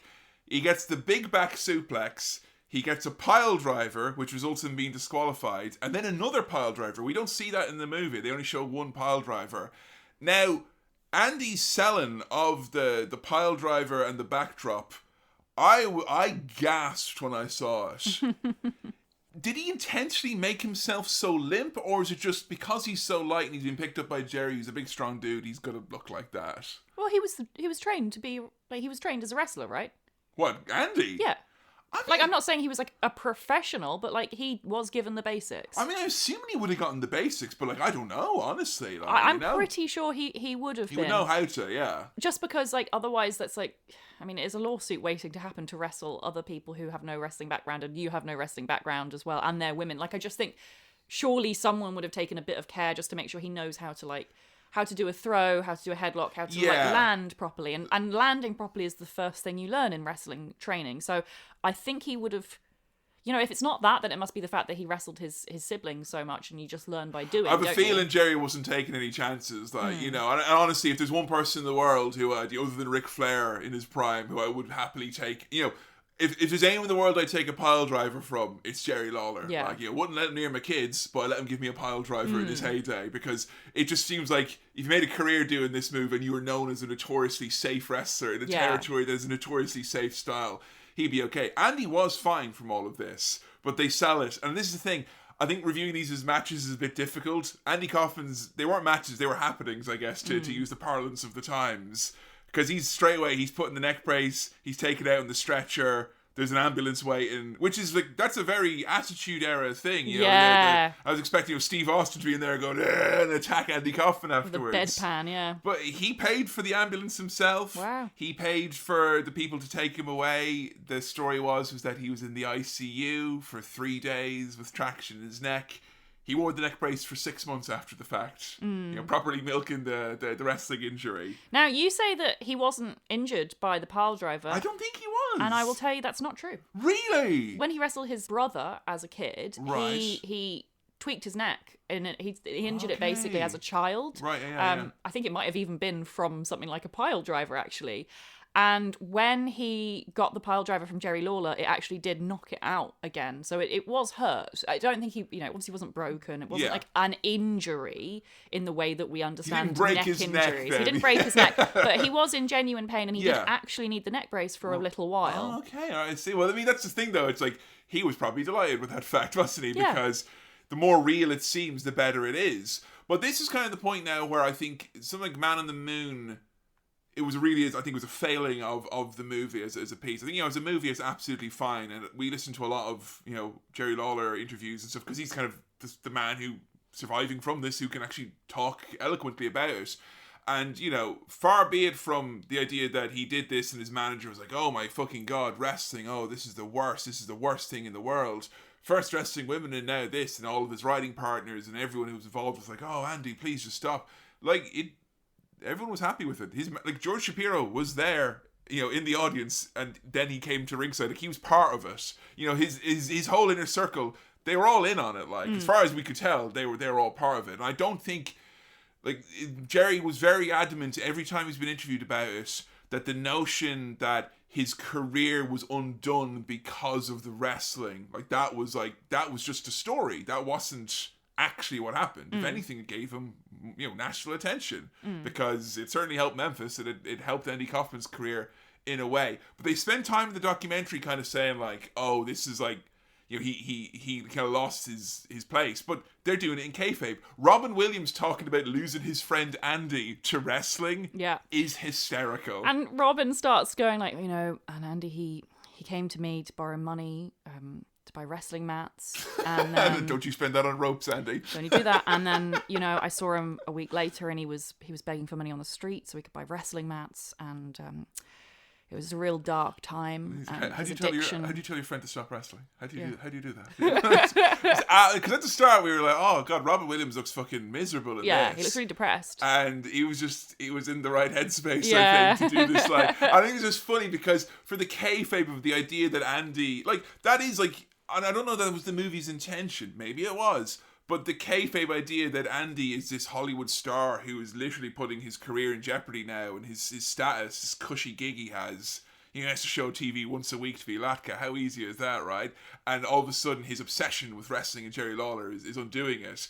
His second or third appearance in Memphis is him showing up into the arena and going, ladies and gentlemen, I am announcing that I'm leaving forever. And it is the biggest pop I think I've ever heard in wrestling. And then he goes on to be there for another 2 years after the fact. So we're going to talk now about the next kind of iconic thing that happened. And this is something that people say is the slap heard around the world, and this is what made sports and entertainment come together. And it didn't happen because of Vince McMahon Jr. It happened because of Andy Kaufman, Jerry the King Lawler, and a spot on Late Night with David Letterman. I have always been fascinated by stuff going wrong on late night, particularly David Letterman. As a big American Splendor fan, I've watched him antagonize Harvey Picar and there being breakdowns and meltdowns on his show. I love watching people freak out on late night talk shows. It's my favourite. Clive Anderson interviewing the Bee Gees. Yes, please. But the actual sit down, we watched the whole unedited thing between Kaufman, Lawler and Letterman. What was that like to actually experience that, the actual footage of it? I mean, it's fascinating. And it's very tense. It feels real. It feels really, really real. It feels like they fucking loathe each other. It really feels like you've gotten two kids from school who, like, beat the shit out of each other on a regular basis. Restorative justice. You've, like, dragged them into, like, the head teacher's office to, like, make them be nice to each other. Like, it feels so tense. And the head teacher's David Letterman, so it's fucked. Yeah. The crowd were so anti-Jerry. It was hilarious, but they're in Hollywood, so yeah. what do you expect? Like, it made me think of Bret Hart, like with the anti-American gimmick. Like it works depending on where you are, and that's what's so clever about it. And Andy doesn't try and play the baddie here. When he comes out, it's not like kind of this man. He's brutalized me. He's like, I just don't get it, Dave. I come here. Everyone loves me. I'm from Hollywood. Everyone's a big fan of. It was a joke. Taxis on TV once a week. Why you take the joke so seriously? And he's just like, I'm just having fun. And then you got Lawler on the other hand is going, it's my career. My career isn't a joke to me. I take it seriously. And both men come across as very reasonable. I love that there is this unspoken thing, because you can tell with Letterman. I've shown you before because you got a kick out of it, I think. Letterman interviewing a very young Vince McMahon when he's trying to promote WrestleMania, and the disdain for the wrestling business, you could fucking cut it with a knife. It's so palpable in that sense. I fucking hate Jerry Lawler, but my God, it made me so angry seeing Letterman talk over him all the time. Oh, you don't like Letterman either, do you? I don't really like any talk host star. I fucking hate them all. Yeah, you don't like the format, I know the format's fine. I just hate the people who get hired to do it, and they become egotistical bastards. You gotta be a real piece of shit, they've got to be a real piece of shit. So. And it was just like the disrespect. Like, he would ask Jerry Lawler a question and then just talk over him. And it's just like, you don't do that as an interviewer. I don't care. You could literally ask a random person to come on the show. If you ask them a question, you fucking listen to the answer. It's like Letterman wants to scream from the top of his lungs, "Wrestling's fake, you fucking phony." Because Jerry Lawler will have his own. He'll have his own episode here one day, and we'll talk about it in depth. And there'll probably be a Dark Side of the Ring as well, and there's probably a Crime and Sports podcast episode about him as well. He is not a good person. He is not a nice man. He is, on all intents and purposes, a piece of shit. Mm-hmm. And I've got to say, though, I was shocked at his calm in handling this. I did not expect anyone, least of all Jerry, to come into... this is much more of an antagonistic environment. And it's not just because people don't like Jerry, it's because people don't like wrestling. And I wouldn't necessarily have thought, people are coming for wrestling, are they? Send Jerry Lawler in the 70s. And it's not just the fact that it's wrestling, but it's Memphis wrestling, which I can only imagine, if there was wrestling going on in New York at the time, which was athletically serious, that they probably think this, it's probably carny shit down south. They probably, it's very snooty, the opinion towards that style. And Kaufman is good in that he eggs that bit on, but it doesn't feel like we're being beaten over the head with it. It doesn't feel like we're just kind of going, look at the stupid fucking hick Jerry Lawler. It's not that. It's like, we're in the hometown now. We're in New York or whatever, but Hollywood, inverted commas. We're in the celebrity world now. And it's kind of like, oh, how quaint, he's here, the Memphis wrestling guy here, there, you do that.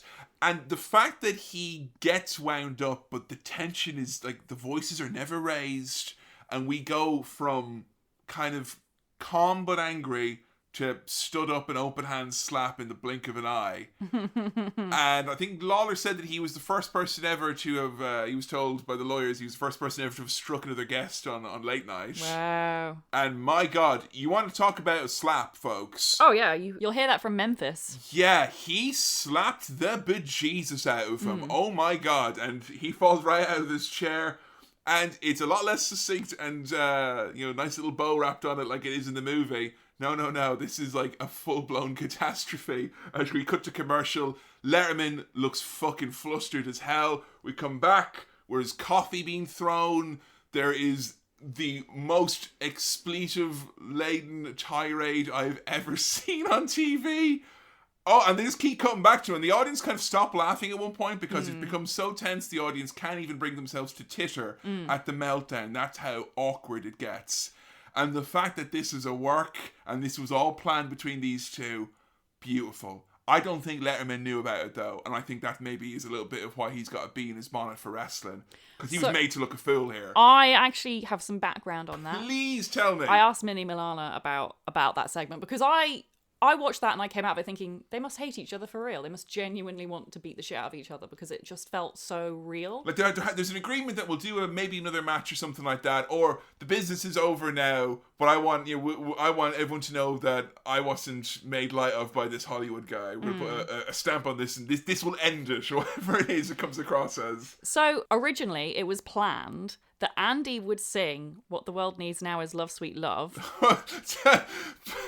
Expectations versus reality, like fucking hell. And then Jerry Lawler and Andy Kaufman would make up on Letterman. The idea being that Letterman would then instigate this lovely heartwarming healing moment, between wrestling the North and the South, exactly, and it would be really feel good and it would be nice and perfect television and stuff. But then apparently earlier on that same day, Kaufman called Lawler and said something like, "Wouldn't it be really funny if you just slogged me, like just punched me?" And Lawler was like, "Well, I don't think I can punch you on television," and apparently that was that.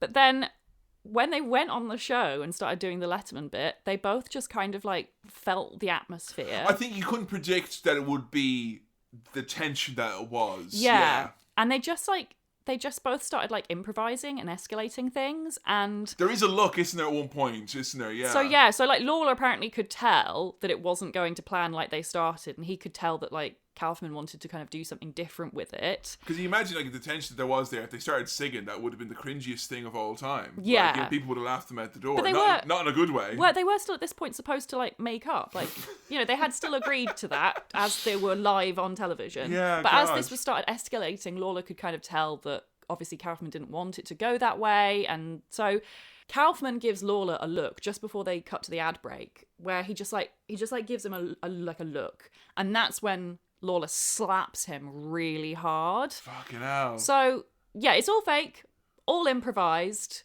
but, like, it's just, like, natural chemistry. They just, in the way that two great performers who have good chemistry can, they fed off each other and they understood exactly what the other one wanted to get out of it. That's so wrestling, isn't it? So wrestling, yeah. We were talking about those matches where it's like they don't even have to say anything. They just like give him a look and all of a sudden he was drop toe hold or whatever it is. Exactly. And I think, it demonstrates so perfectly the crossover between like improv comedy and professional wrestling. Absolutely. And that there's so much give and take and unspoken communication. Just the idea of like, of not just being selfish and performing for yourself and getting yourself over, but the idea of that it's a teamwork operation. Like you both have to get something out of it in order for it to really succeed. I love that Andy flinches before he throws the coffee. It makes like his big comeback seem so crap. Like he's not going to do it, and he's like, "No, I will do it." So we got the headlines which happened afterwards, which was him threatening to sue Jerry Lawler, him threatening to sue NBC, and my personal favourite, him threatening to buy NBC. Because when he's doing these promos, he's like, I'm on Taxi once a week, I make hundreds of thousands, millions of dollars for being on it, Like he is now at the point where, this is the start really of his big run in Memphis. He did loads more stuff here. This wasn't the end of it by any means. Andy was honestly, his ultimate goal is he wanted to do wrestling. Like, Jerry says that Andy told him several times, like, absolute hand on heart, and as much as you guys take it from Andy Kaufman, hand on heart, but he would say, if I could, I would be doing this full time. Like, and he'd be moving stuff around and changing commitments so that he could go down and do more wrestling stuff and get down there. When's the big show? I'll try to get time off. I'll try to get down there. And this was not like much money that he was making out of it. I'm sure he was compensated and all that. But you're talking about people, Jerry was doing well for himself. A lot of the wrestlers in those shows were, getting $10-20 and a handshake and good luck, kid. There you go. The thing that he does around this time, which is, I can't explain why or how this got made, because we've watched it now this morning, and it is very perplexing to me. And I did enjoy it, but I am absolutely baffled as to why it was made, what it is, who it's for, and what it's all really about. But he did the My Breakfast with Blassie. Classy Freddie Blassie, the famous wrestling manager. I think we talked about him on the Heyman episode as one of the kind of three wise men of wrestling managers who Heyman would have learned from back in the day, who famously called everyone pencil neck geeks. He's one of the original big wrestlers from America who went over to Japan as a scary gaijin heel, filed his teeth down to points and all that. First man to bite people to draw blood in wrestling was Classy Freddie Blassie. So a heel's heel. And My Breakfast with Blassie, which takes place a few months after his Jerry Lawler encounter. How would you is it a short movie? Is it a performance piece? Is it a documentary? I don't know. It feels like a web series. It was all done in one take. You can tell. Yeah. It's weird. What happens, Joe? Well, he meets with Freddie Blassie for breakfast. And they talk about things. Hi, I'm Freddie Blassie. I like pregnant goyles and goyles from Asia. Give me here, goyle. Let me fail your pregnant tummy. Over and 5 times. Yeah. Don't be fucking pregnant. Freddie Blassie's going to go give you a feel. Good Lord. Yeah. But they have their breakfast. And I had heard it described as just like 2 heels have breakfast. But what it pretty much is very, very starstruck and slightly sweaty Andy Kaufman just sits and kind of wide-eyed listens to his favourite wrestler, Freddie Blassie, just talk about, stuff. Sometimes I like to sanitize my hands. A lot of talk about sanitizing hands, yeah. Yeah, these 2 men absolutely are neat freaks. Yeah. Strange that being both of them involved in wrestling at the time. Can we talk about the mats that Andy was wrestling in the 70s? Let's not talk about that. Good Lord, for a man who had a thing for things to be neat and everything in its place, that mustn't have been very fun for him to be rolling around on that filth. Good Lord. But I did laugh a few times in my breakfast with Blassie. But a lot of people had told me it was this absolute masterpiece of improv. You have to see it. It's so great. It's fun to watch. But I don't think it really... we watched a lot of Andy comedy skits. It was just it felt like it was... More than anything he did, this was... You were saying earlier, it's just something for him. Yeah. This felt like this is a movie for Andy Kaufman. Yeah, definitely. There's footage of him going to see this be re-released in the theaters, just a couple of months before he died. He's bald from his chemotherapy and his radiation, and he's got this big smile on his face because he's like, yeah, I'm going to go see this. I get to be on screen with Freddie Blassie in a movie theater for some fucking reason. It almost feels like it's proof positive that Andy was in this strange position that because no one really understood what it was that he was doing and what people liked him to do, that people would let him do whatever the fuck he wanted to do. Yeah. And I don't know if that's always the best thing in the world necessarily, but it's up on YouTube. Yeah. You can see it. It's an hour long or thereabouts. It nearly made me gag this morning because there is some vomity bits and stuff coming out of people's noses and stuff like that. It's really disgusting. It is disgusting. But I thought I should bring it up because it is very wrestling related, although very wrestling adjacent for whatever reason. Yeah. So Andy returns to Memphis. This time he has got a $5,000 bounty that he is offering. He teams up with a giant masked wrestler named the Colossus against Jerry the King Lawler. The highlights of this match being Andy comes in to kick Jerry in the bum a few times, and then he causes the Colossus to be tied up in the ropes, which leads to Andy being suplexed like a rag doll. And you got to think at this point now, some of these owies are going to be catching up to him, because when he's doing this promo afterwards where his face was all swollen up, where he'd been slapped or something and he's bleeding from the mouth. Ouch. He looked like he was in some serious agony here at this point. Yeah, I mean, it definitely looks painful. I don't know about how agonizing it would be. It's really hard to say, isn't it? Because it's wrestling and it's Andy Kaufman. At this point as well, there is kind of questions over his health. They showed a segment where it was the Jerry Lawler show, like a talk show, and Andy's brought onto it.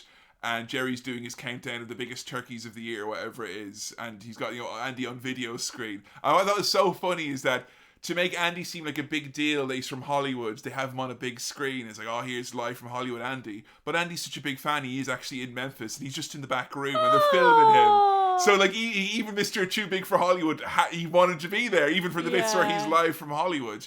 And they're going to the gimmick is that he's the big turkey of the year or whatever, so they're going to put his face up on the screen and superimpose it over a turkey. It's like Letterman used to do that superimposing stuff, and so did Carson. And we noticed it when we were watching. He looked kind of disheveled and rough.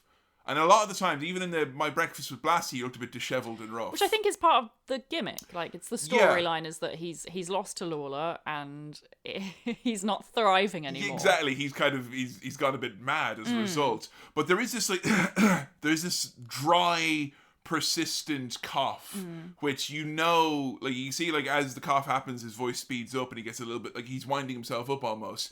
And Jerry is saying to him at this point, he comes over to him and he's like, I'm so sorry, like he cared about his performance so much, and he was just like despondent that this cough kept coming up now, and it was really wrecking the flow of the interviews and all that. Pretty frustrating, I'm sure. So we're assuming at this point, that Andy is, not necessarily had his diagnosis, but that he is suffering from cancer at this point. And it was lung cancer that he had, and it was pretty advanced by the time that he actually had his diagnosis. Right. But far be it from Andy Kaufman to step to one side and let that be the end of his wrestling career. Now he's doing boxer versus wrestler matches against Jerry Lawler, where, yes, folks, Andy Kaufman pops that top straight off. And my God, he's got a hairy chest and then some. He claims to be trained by Muhammad Ali. And his boxing matches with Jerry Lawler, where he wears boxing gloves and Jerry Lawler does not, is absolutely hilarious to me. Demanding complete silence before he starts his boxing exhibition against Jerry Lawler. Did you get his little song that he starts singing around this time as well? No. Where he's like, I'm the king, I'm the king, I'm the king of Tennessee. I knocked out Lawler, do. And people are like screaming, throwing toilet paper at him because he's singing his little song about being the king of Tennessee. And all of his interviews around this time, he's wearing his little crown as well. We got these sit-down interviews with fans who had been to the arena talking about their experience with Andy Kaufman and the passion with which these people talked about not liking him.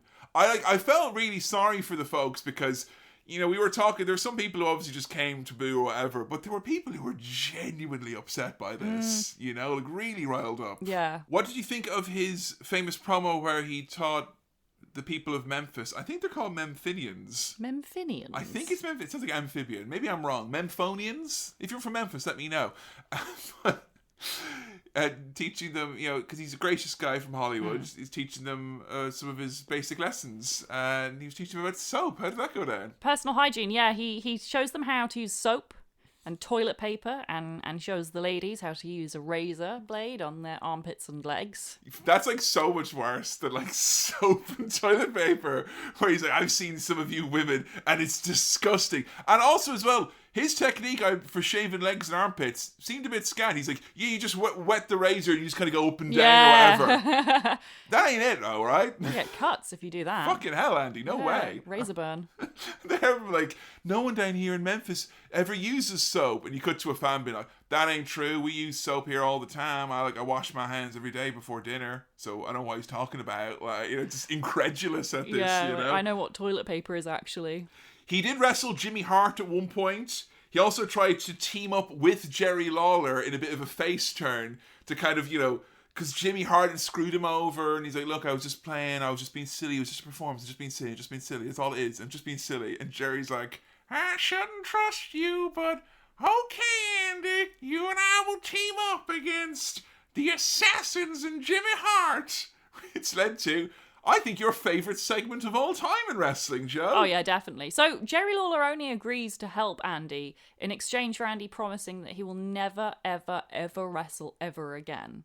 And Andy agrees. So the stakes are high. And this is big stakes as well because, prior to this, Andy Kaufman had a fireball thrown in his face by Jerry the King Lawler. And this is, of course, big high stakes as well. The feud between these two is never been hotter, literally, because Jerry Lawler threw a fireball at Andy Kaufman's face. Was that, makeup that they did? Because he had all these, scars and burns around his face. It looked really good. I don't know. I assume it's makeup. I don't know. Honestly, fireball in wrestling, no thank you. Unless you're Hulk Hogan doing it to yourself. I don't want anything to do with that. So what happens then when Jerry Lawler and Andy Kaufman team up against Jimmy Hart and the Assassin? So Jerry and Andy, they come out against Jimmy and the Assassin, and they're just about to start wrestling when Andy, he throws a powder in Jerry's face. He's like, ding, ding, ding, powder. And then as Jerry, falls over, Andy just like starts kicking him on the floor, and then Jimmy and the assassin come over as well, and they all start kicking him, and it's amazing. It's really good. Just all of them, these horrible men, just going ha ha ha ha, kicking Jerry Lawler on the ground. And that's why we're probably like we saw a lot of these matches, these happenings or whatever, you know, because it's like 30 seconds of Jerry Lawler being kicked by 3 men. That was Andy's last match, I believe, in Memphis. So that was him. He was gone. An icon. And it was because, like, you know, that cough that he had been complaining about, which in all these interviews that we saw, the cough was there, like, you know, it was coming up here and there. And of course, there were people speculating, because I think if you become this type of person who reveres in not giving everyone the full story and withholding information and being strange and being kind of mysterious, people start filling the blanks. And there are these super fans who are like, oh, it's his new bed, this is the coffee. It's the coffee he was doing there. Oh my God, here it comes. Yeah. And Jerry was one of the first people to find out, or whether or not he was the first person to believe him, I'm not sure. The movie makes out that his family and friends didn't believe him. I think that was somewhat exaggerated for effect, because you know, his family have kind of were part of the cult of Andy after his death quite a bit, and in on the joke and all of that. But Jerry claims he was one of the first people to find out that Andy had quite serious lung cancer. And he's like, well, you know, I'm going to go get treatment and hopefully I'll be back. Like, he was already, you know, written out ideas for new angles that he'd come back and do another thing and this, that and the other. And 4 months later, he was dead. Oh, God. And he was 35 years old.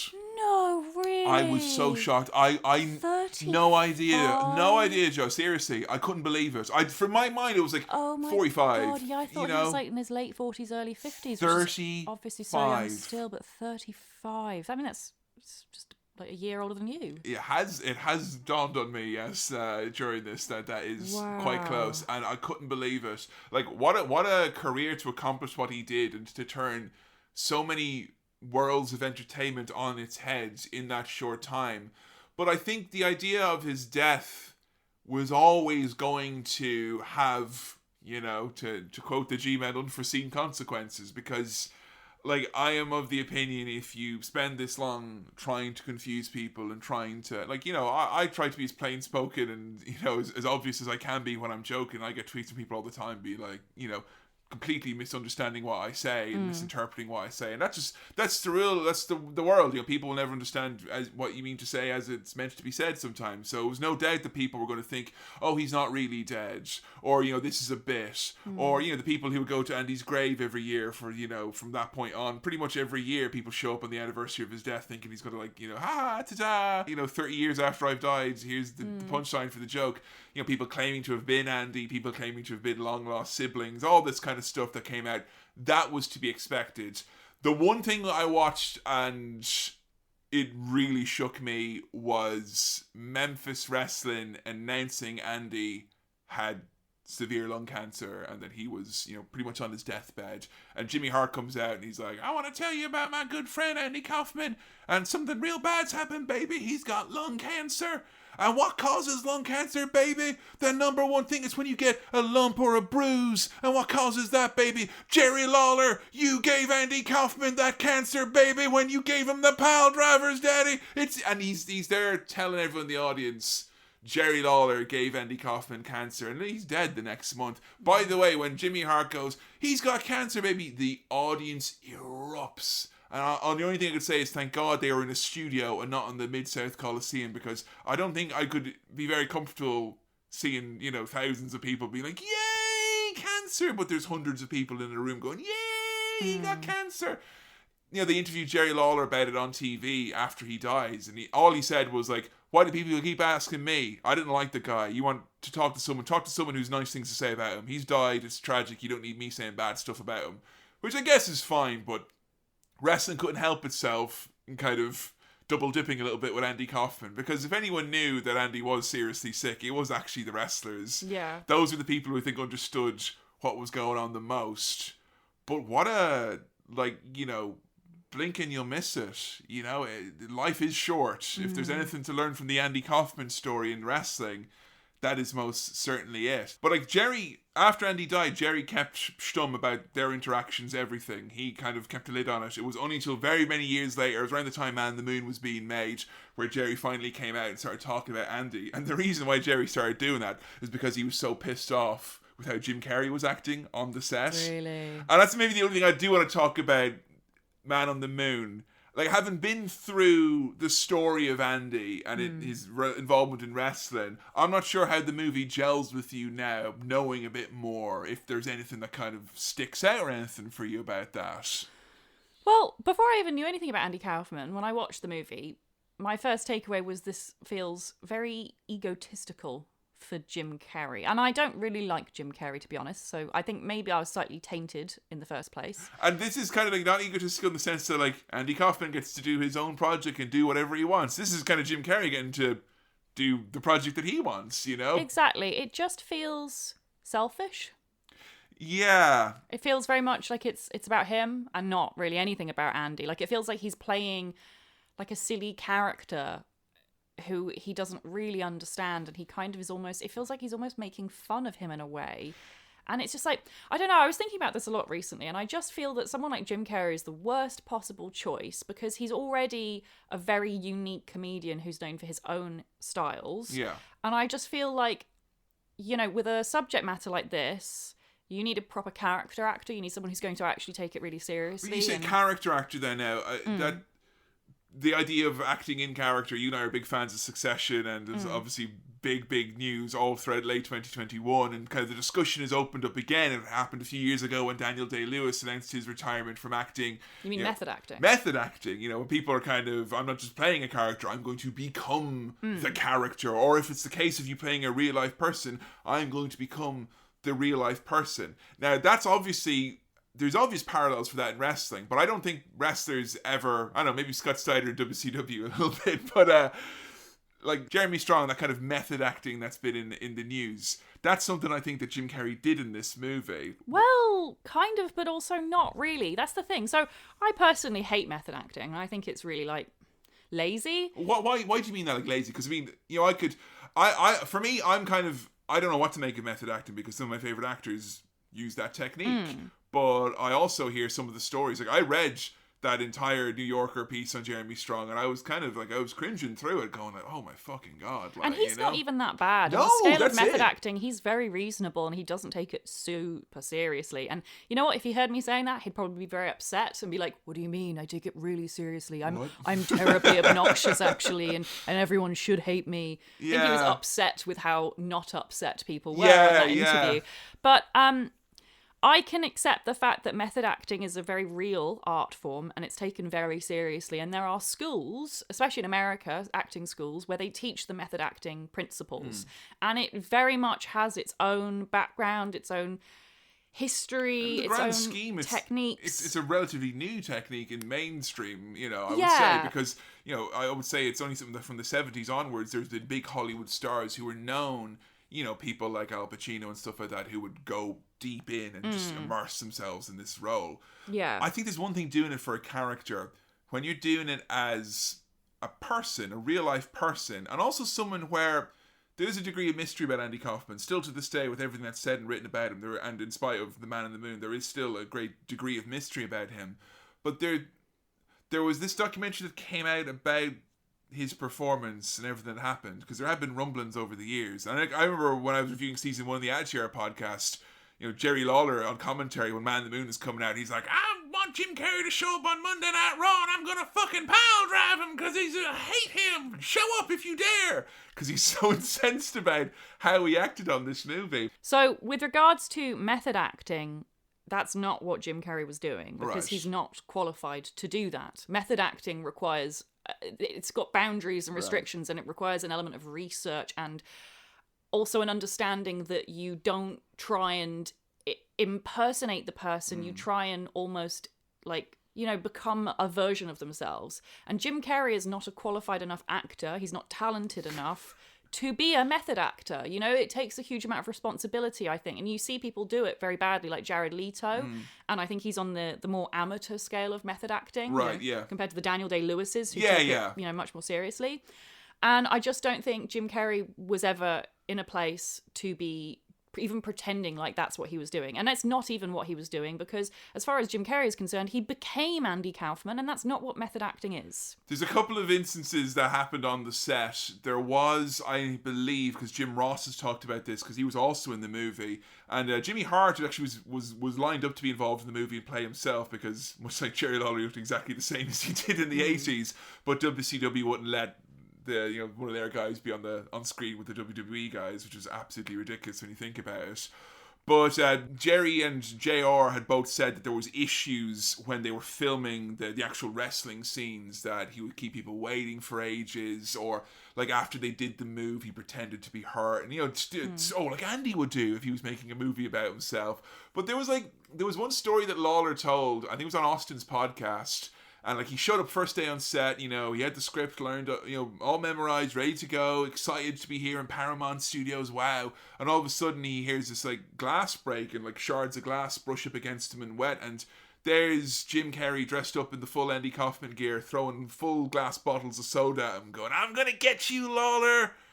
And like Jerry was just so incensed, because it's like, you don't know this guy. Yeah. I know this guy. And if you knew this guy, you'd know that Andy Kaufman and Jerry Lawler never did this. And this is why he went out and he's like, yeah, actually, me and Andy were great friends. We talked, we collaborated. He loved wrestling. I loved his stuff. He loved my stuff.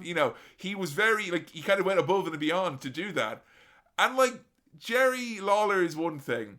He was a blip in Andy Kaufman's life. Andy Kaufman had a daughter that he didn't know existed, and she was brought to the set of Man in the Moon to meet Jim Carrey when Jim was being Andy Kaufman, because Jim took, the transcendental meditation, and he took the spirituality side, that he genuinely believed that he was being a vessel for the spirit of Andy Kaufman. And he met that young girl, and the young girl was basically told, "Do you want to go meet your dad now?" And here's Jim Carrey dressed up as Andy Kaufman, having that moment, stealing it out of a fucking man's, grave, basically. Yeah, he wanted what Andy didn't even have. That is so fucked up. Yeah, it is. Like, that is something that would, like, as fucked up as wrestling is, I could never think of a point in wrestling where someone would be like, I'm going to become someone else and steal the life they never had. And fuck that. That's what I'm talking about. The responsibility of method acting is that a true method actor would never, ever do that, because they understand that the point of method acting is to understand the character they are being and becoming. And they do that by years of research. They actually spend time like living as that person to understand them, not just for the sake of like getting some laughs and, impressing someone who the person wants new, or to get themselves over. They do it so that they personally can understand the subject matter. I think that, the amateurish big names who decide to dip their toe into method acting would be best served to actually study a bit of wrestling instead. And like, here's how you safely maybe blur those lines without just going like weird about it, Well, it should be about the research, really. It's not about you as a performer. It's about the person you are becoming. And it just felt like that's disrespectful to Andy's legacy, I think. It is. Like, Jim Carrey just was like, oh, wouldn't it be fun if, like, I got to pretend to be Andy Kaufman for a while, as though Andy Kaufman's some silly hat he can put on and take off again. And that's not what acting is, and it's certainly not what method acting is. So he's just like, he's not taking it seriously. It's like, it's just one of those things where I think that there's people who feel they're very well-intentioned and they're doing something because they think that they're in touch with their spiritual side. Yeah, I think Jim Carrey sees himself as a kindred spirit to Andy. Yeah, but I think, like, just because you've thought about it and you've meditated on it, it doesn't mean it's right. Like, I think something that I forgot to mention was that, transcendental meditation, which is, all I'll say about it is that it's a controversial practice in its own right if you do enough research. But I'm not going to begrudge anyone who meditates or does transcendental meditation if it gives them peace. Whatever gives you peace, whatever, fine.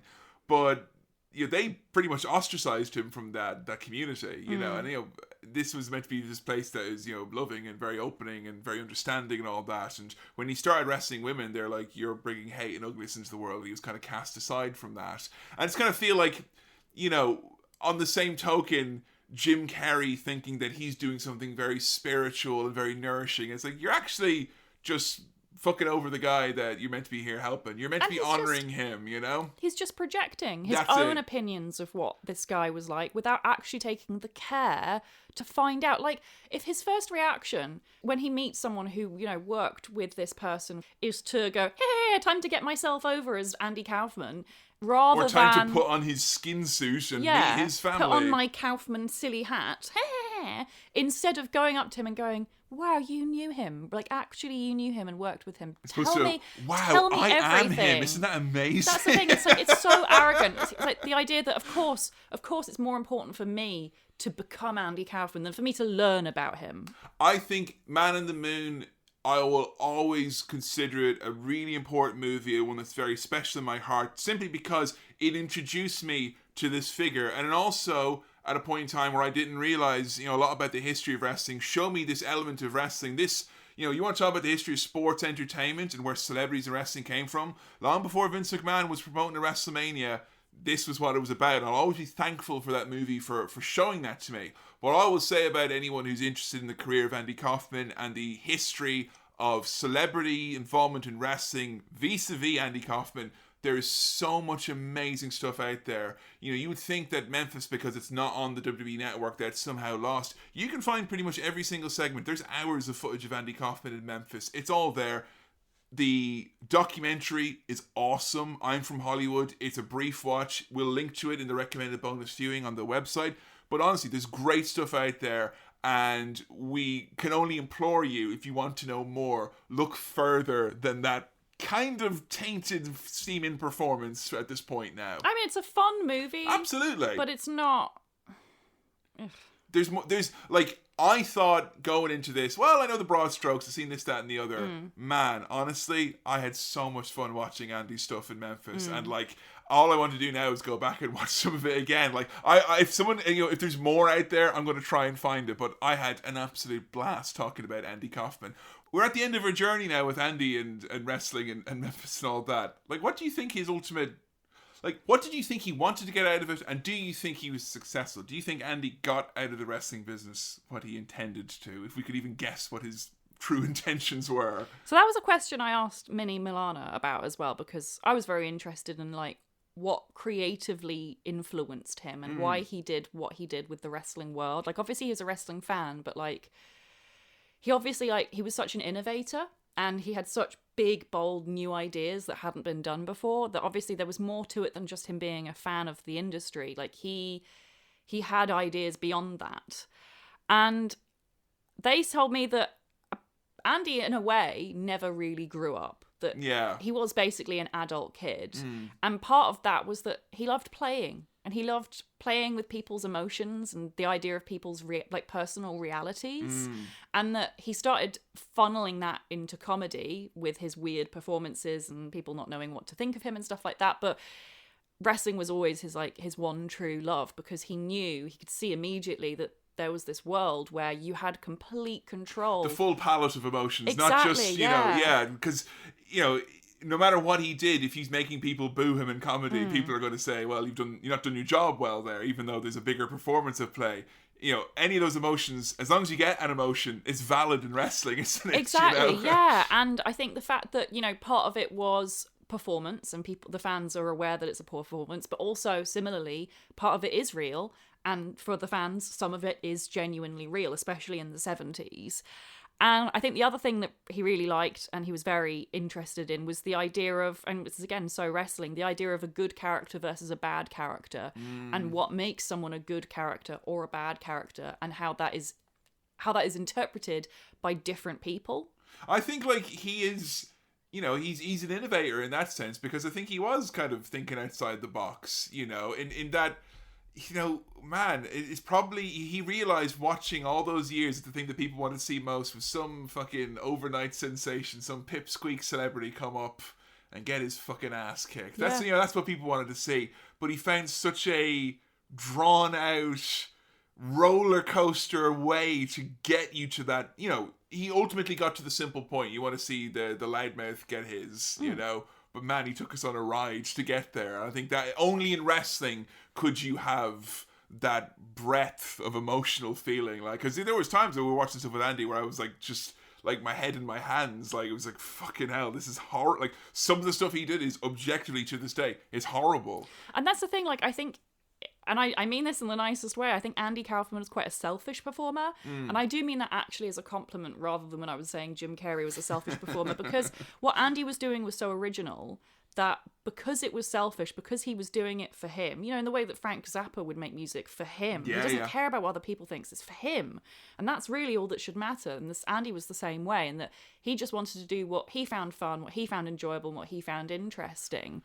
And I think because he was selfish in his creativity, that's what enabled him to be so unique. And I think, you know, nowadays you are very discouraged from being selfish. You know, especially in comedy, you should be making comedy that mainstream people like. And especially in wrestling as well. Absolutely, yeah. You should not be controversial. You should not, you know, if you're being selfish and you're doing something for you, well, that's not marketable. That's not the brand. Yeah, exactly. Kind of, it either has to be like, we're all in this together, or don't you dare speak up because you'll be released. It's very anti-risk. Yeah. Which is basically everything, you know, that goes against everything Andy pretty much believed in. I think, you know, he was told early on, don't get into wrestling, and that's pretty much when he decided, actually, I'm going to get into wrestling. Yeah, without jumping off any ladders or setting fire to anything or being anywhere near ECW or Philadelphia in the 90s, this was probably the most risk-prone character we've ever talked about in wrestling. Let's have a look at some of your tweets and some of your Facebook messages. Hey, and we're back. I just want to give a shout out to Neil Fresco, who emailed in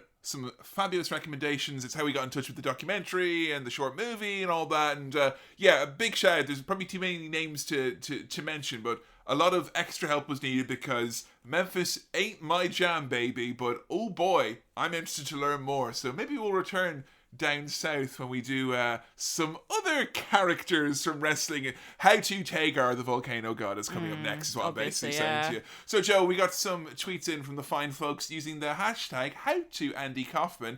Don't forget, follow us on Twitter @HowToWrestling. First up from Fizz versus the World, quite possibly the most important non-wrestler in the history of wrestling. Every modern worked shoot owes a little to his work with Jerry Lawler. Yeah, you see, you guys in the 80s, you had Jerry Lawler and Andy Kaufman on David Letterman, but the kids today, they got Adam Cole on the Pat McAfee show, baby. And it's just, you know what? It still works though, doesn't it? Because when that happened, people thought that was a shoot for real, you know? Yeah. And then they got a little bit of business out of it, you know? So I honestly, I was thinking the other day, like, there could never be another Andy Kaufman. And obviously there can't be in comedy or in wrestling. The world is too different. But is there space for a disruptor? I'm not saying it's fucking Pat McAfee. Keep him on commentary. He's actually quite good at it if you listen to our Patreon reviews. But I do think there is space for someone like that to come in and, you know, work a shoot and shake things up. I do think it can happen. It seems to be the right celebrity. I don't know who it is. It ain't Logan Paul. That's all I know. I just worry that anyone doing it now would be playing too much of a character, because the type of people who are authentically weird enough tend to get kind of pushed out of the industry. You know, it's not true. Kind to people who are different. Yeah. I think, though, definitely, you know, I would look in the top-down perspective of history now. And I always think, you know, first WrestleMania, that's the moment of, like, you know, celebrity wrestling mainstream. I start to think now it wouldn't be as like, I don't think it would have had as widespread an effect, the concept of WrestleMania and sports entertainment, had this not happened. Oh, yeah, absolutely. I think this laid the groundwork. If even to make people in New York go, oh, that wrestling down south, that's so kitschy and so ridiculous. But what Vince McMahon is offering us here with Hulk Hogan and Mr. T, that's the real deal, you know? Next up from Darren Gamble 54. I've always liked him as a troll comedian. Like the time he mimed to the Mighty Mouse theme or read The Great Gatsby to a crowd who just wanted him to do his taxi character. And again, troll comedian, I mean, that is basically being a heel in wrestling. Like it's the same thing. If I would give advice to anyone who's listening who's interested in doing stand-up, because when me and Billy and Sam used to run the stand-up society in the University of Lincoln, we saw so many people go up and be like, I'm going to do the troll comedian thing.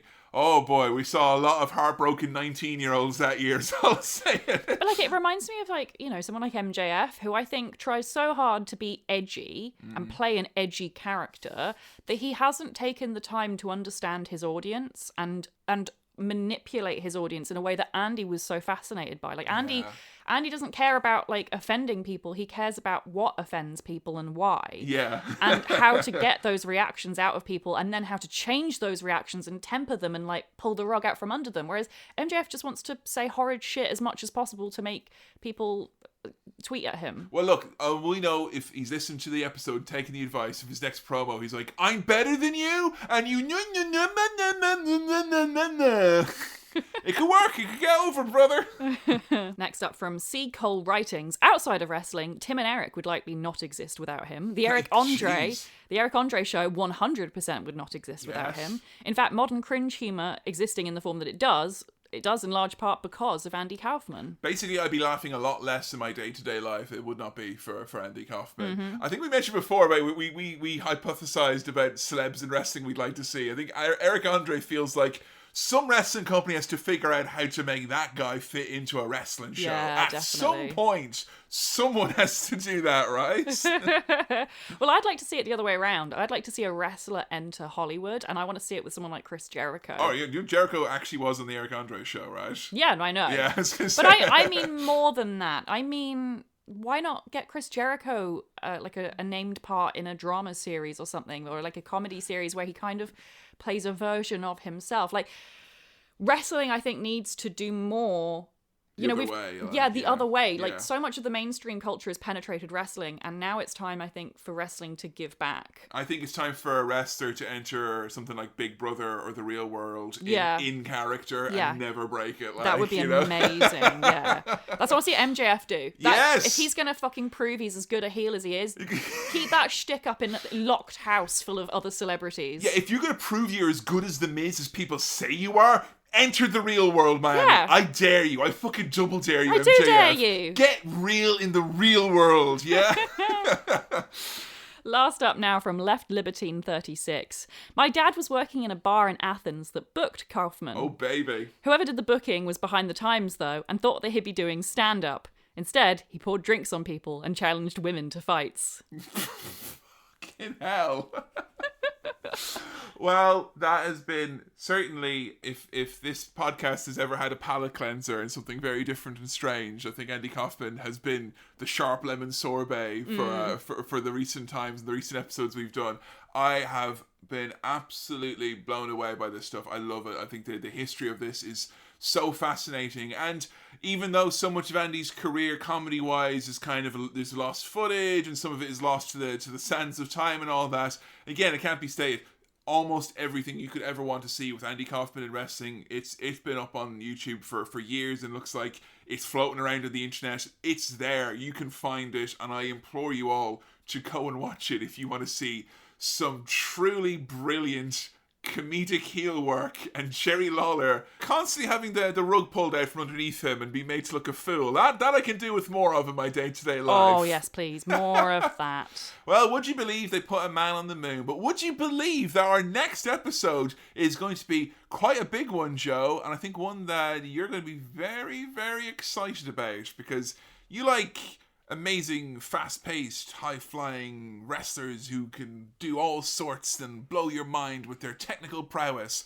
But I know you also like a good character and someone who can elicit those emotions, be they comedic, be they other. You know what else I like? What's that? A hunk. You like a hunk? I love a hunk. Jesus Christ. Well, our next episode, not only are they a hunk, they lie, they cheat, they steal. Our next episode is going to be about the one and only, the legendary Eddie Guerrero, and I am so goddamn excited for this. He is honestly one of my all-time favorite wrestlers, and someone who has barely shown up on this podcast. It feels like he's been on one or two episodes here and there, but unlike some people like Shawn Michaels, you've kind of seen a few matches of, I think Eddie Guerrero, you're watching him, is still pretty light. I feel I've seen one or maybe two matches of his. Oh, what do you know about him? Like Not much. Not I know he was good friends with Chyna. Yeah. I know he's like considered probably the most influential wrestler of all time. Wow. In terms of the number of wrestlers who look to him as both character and athletic influence. I mean, he's referenced constantly in wrestling, and for very good reason. We're going to be talking about the legend of Eddie Guerrero, his legacy, his career, the life and times of Eddie Guerrero in WCW, in Japan and Mexico, ECW, and his many runs in WWE as well. It is a tale where there will be some highs and there'll be some lows. It may be a difficult episode in some respects, but I do very much want this to be a celebration of the life of and the career of Eddie Guerrero. And folks, I am after the best promos. I'm after the very best matches. Bonus points if it includes anyone that Joe has seen in an episode previously, so a Kurt Angle maybe or something like that. Maybe. Who knows what we might do. We're going to see some very good wrestling matches, and hopefully ones as well that not just show his technical prowess, but also some of the character work and the comedy that he brought into his game later in his career. I'm very excited for this one. I think you are as well at home, so use the hashtag #HowToEddieGuerrero. It's going to be probably one of our biggest episodes that we've ever done, just in terms of the topic at large, and there's so much to talk about. So we're very excited to hear all of your thoughts using the hashtag #HowToEddieGuerrero. Make sure you check it out on Twitter. Use the hashtag so the best tweets will be read out on the episode, or head over to facebook.com/HowToWrestling. Leave us a nice comment. There will be a post there to leave your long form thoughts. Joe, thank you very much for bearing with me from when I first gave you an Intergender Wrestling Champion t-shirt all the way through now. 8 years. 8 years later. Did you know what you're in for when you put on that sunny yellow t-shirt all those years ago? No, I had no idea. I thought I was just sleeping over for the night. Excited about the next episode? Very excited. I feel like Eddie Guerrero is such a large part of wrestling, and the fact that I know so little about him, it just feels like really important. It feels like I'm going to get a big chunk of the pie. Yeah, and I feel like there's a lot of times now where folks, when they have followed you in your journey through all these years and all the episodes, and like you're kind of like, I think people who listen might even know your tastes better than you and I do. Definitely. So like I get people going like, oh, once you do this episode, move over Bret Hart, new favorite fucking wrestler. Oh, really? Well, Bret Hart did recently go into NFT, so I have got an opening for a new favorite. Well, until next time, where we're going to be discussing a potential new fave, it's a goodbye from me, Kevin. And a goodbye from me, Joe. And we'll see you next time on How To Wrestling. See ya.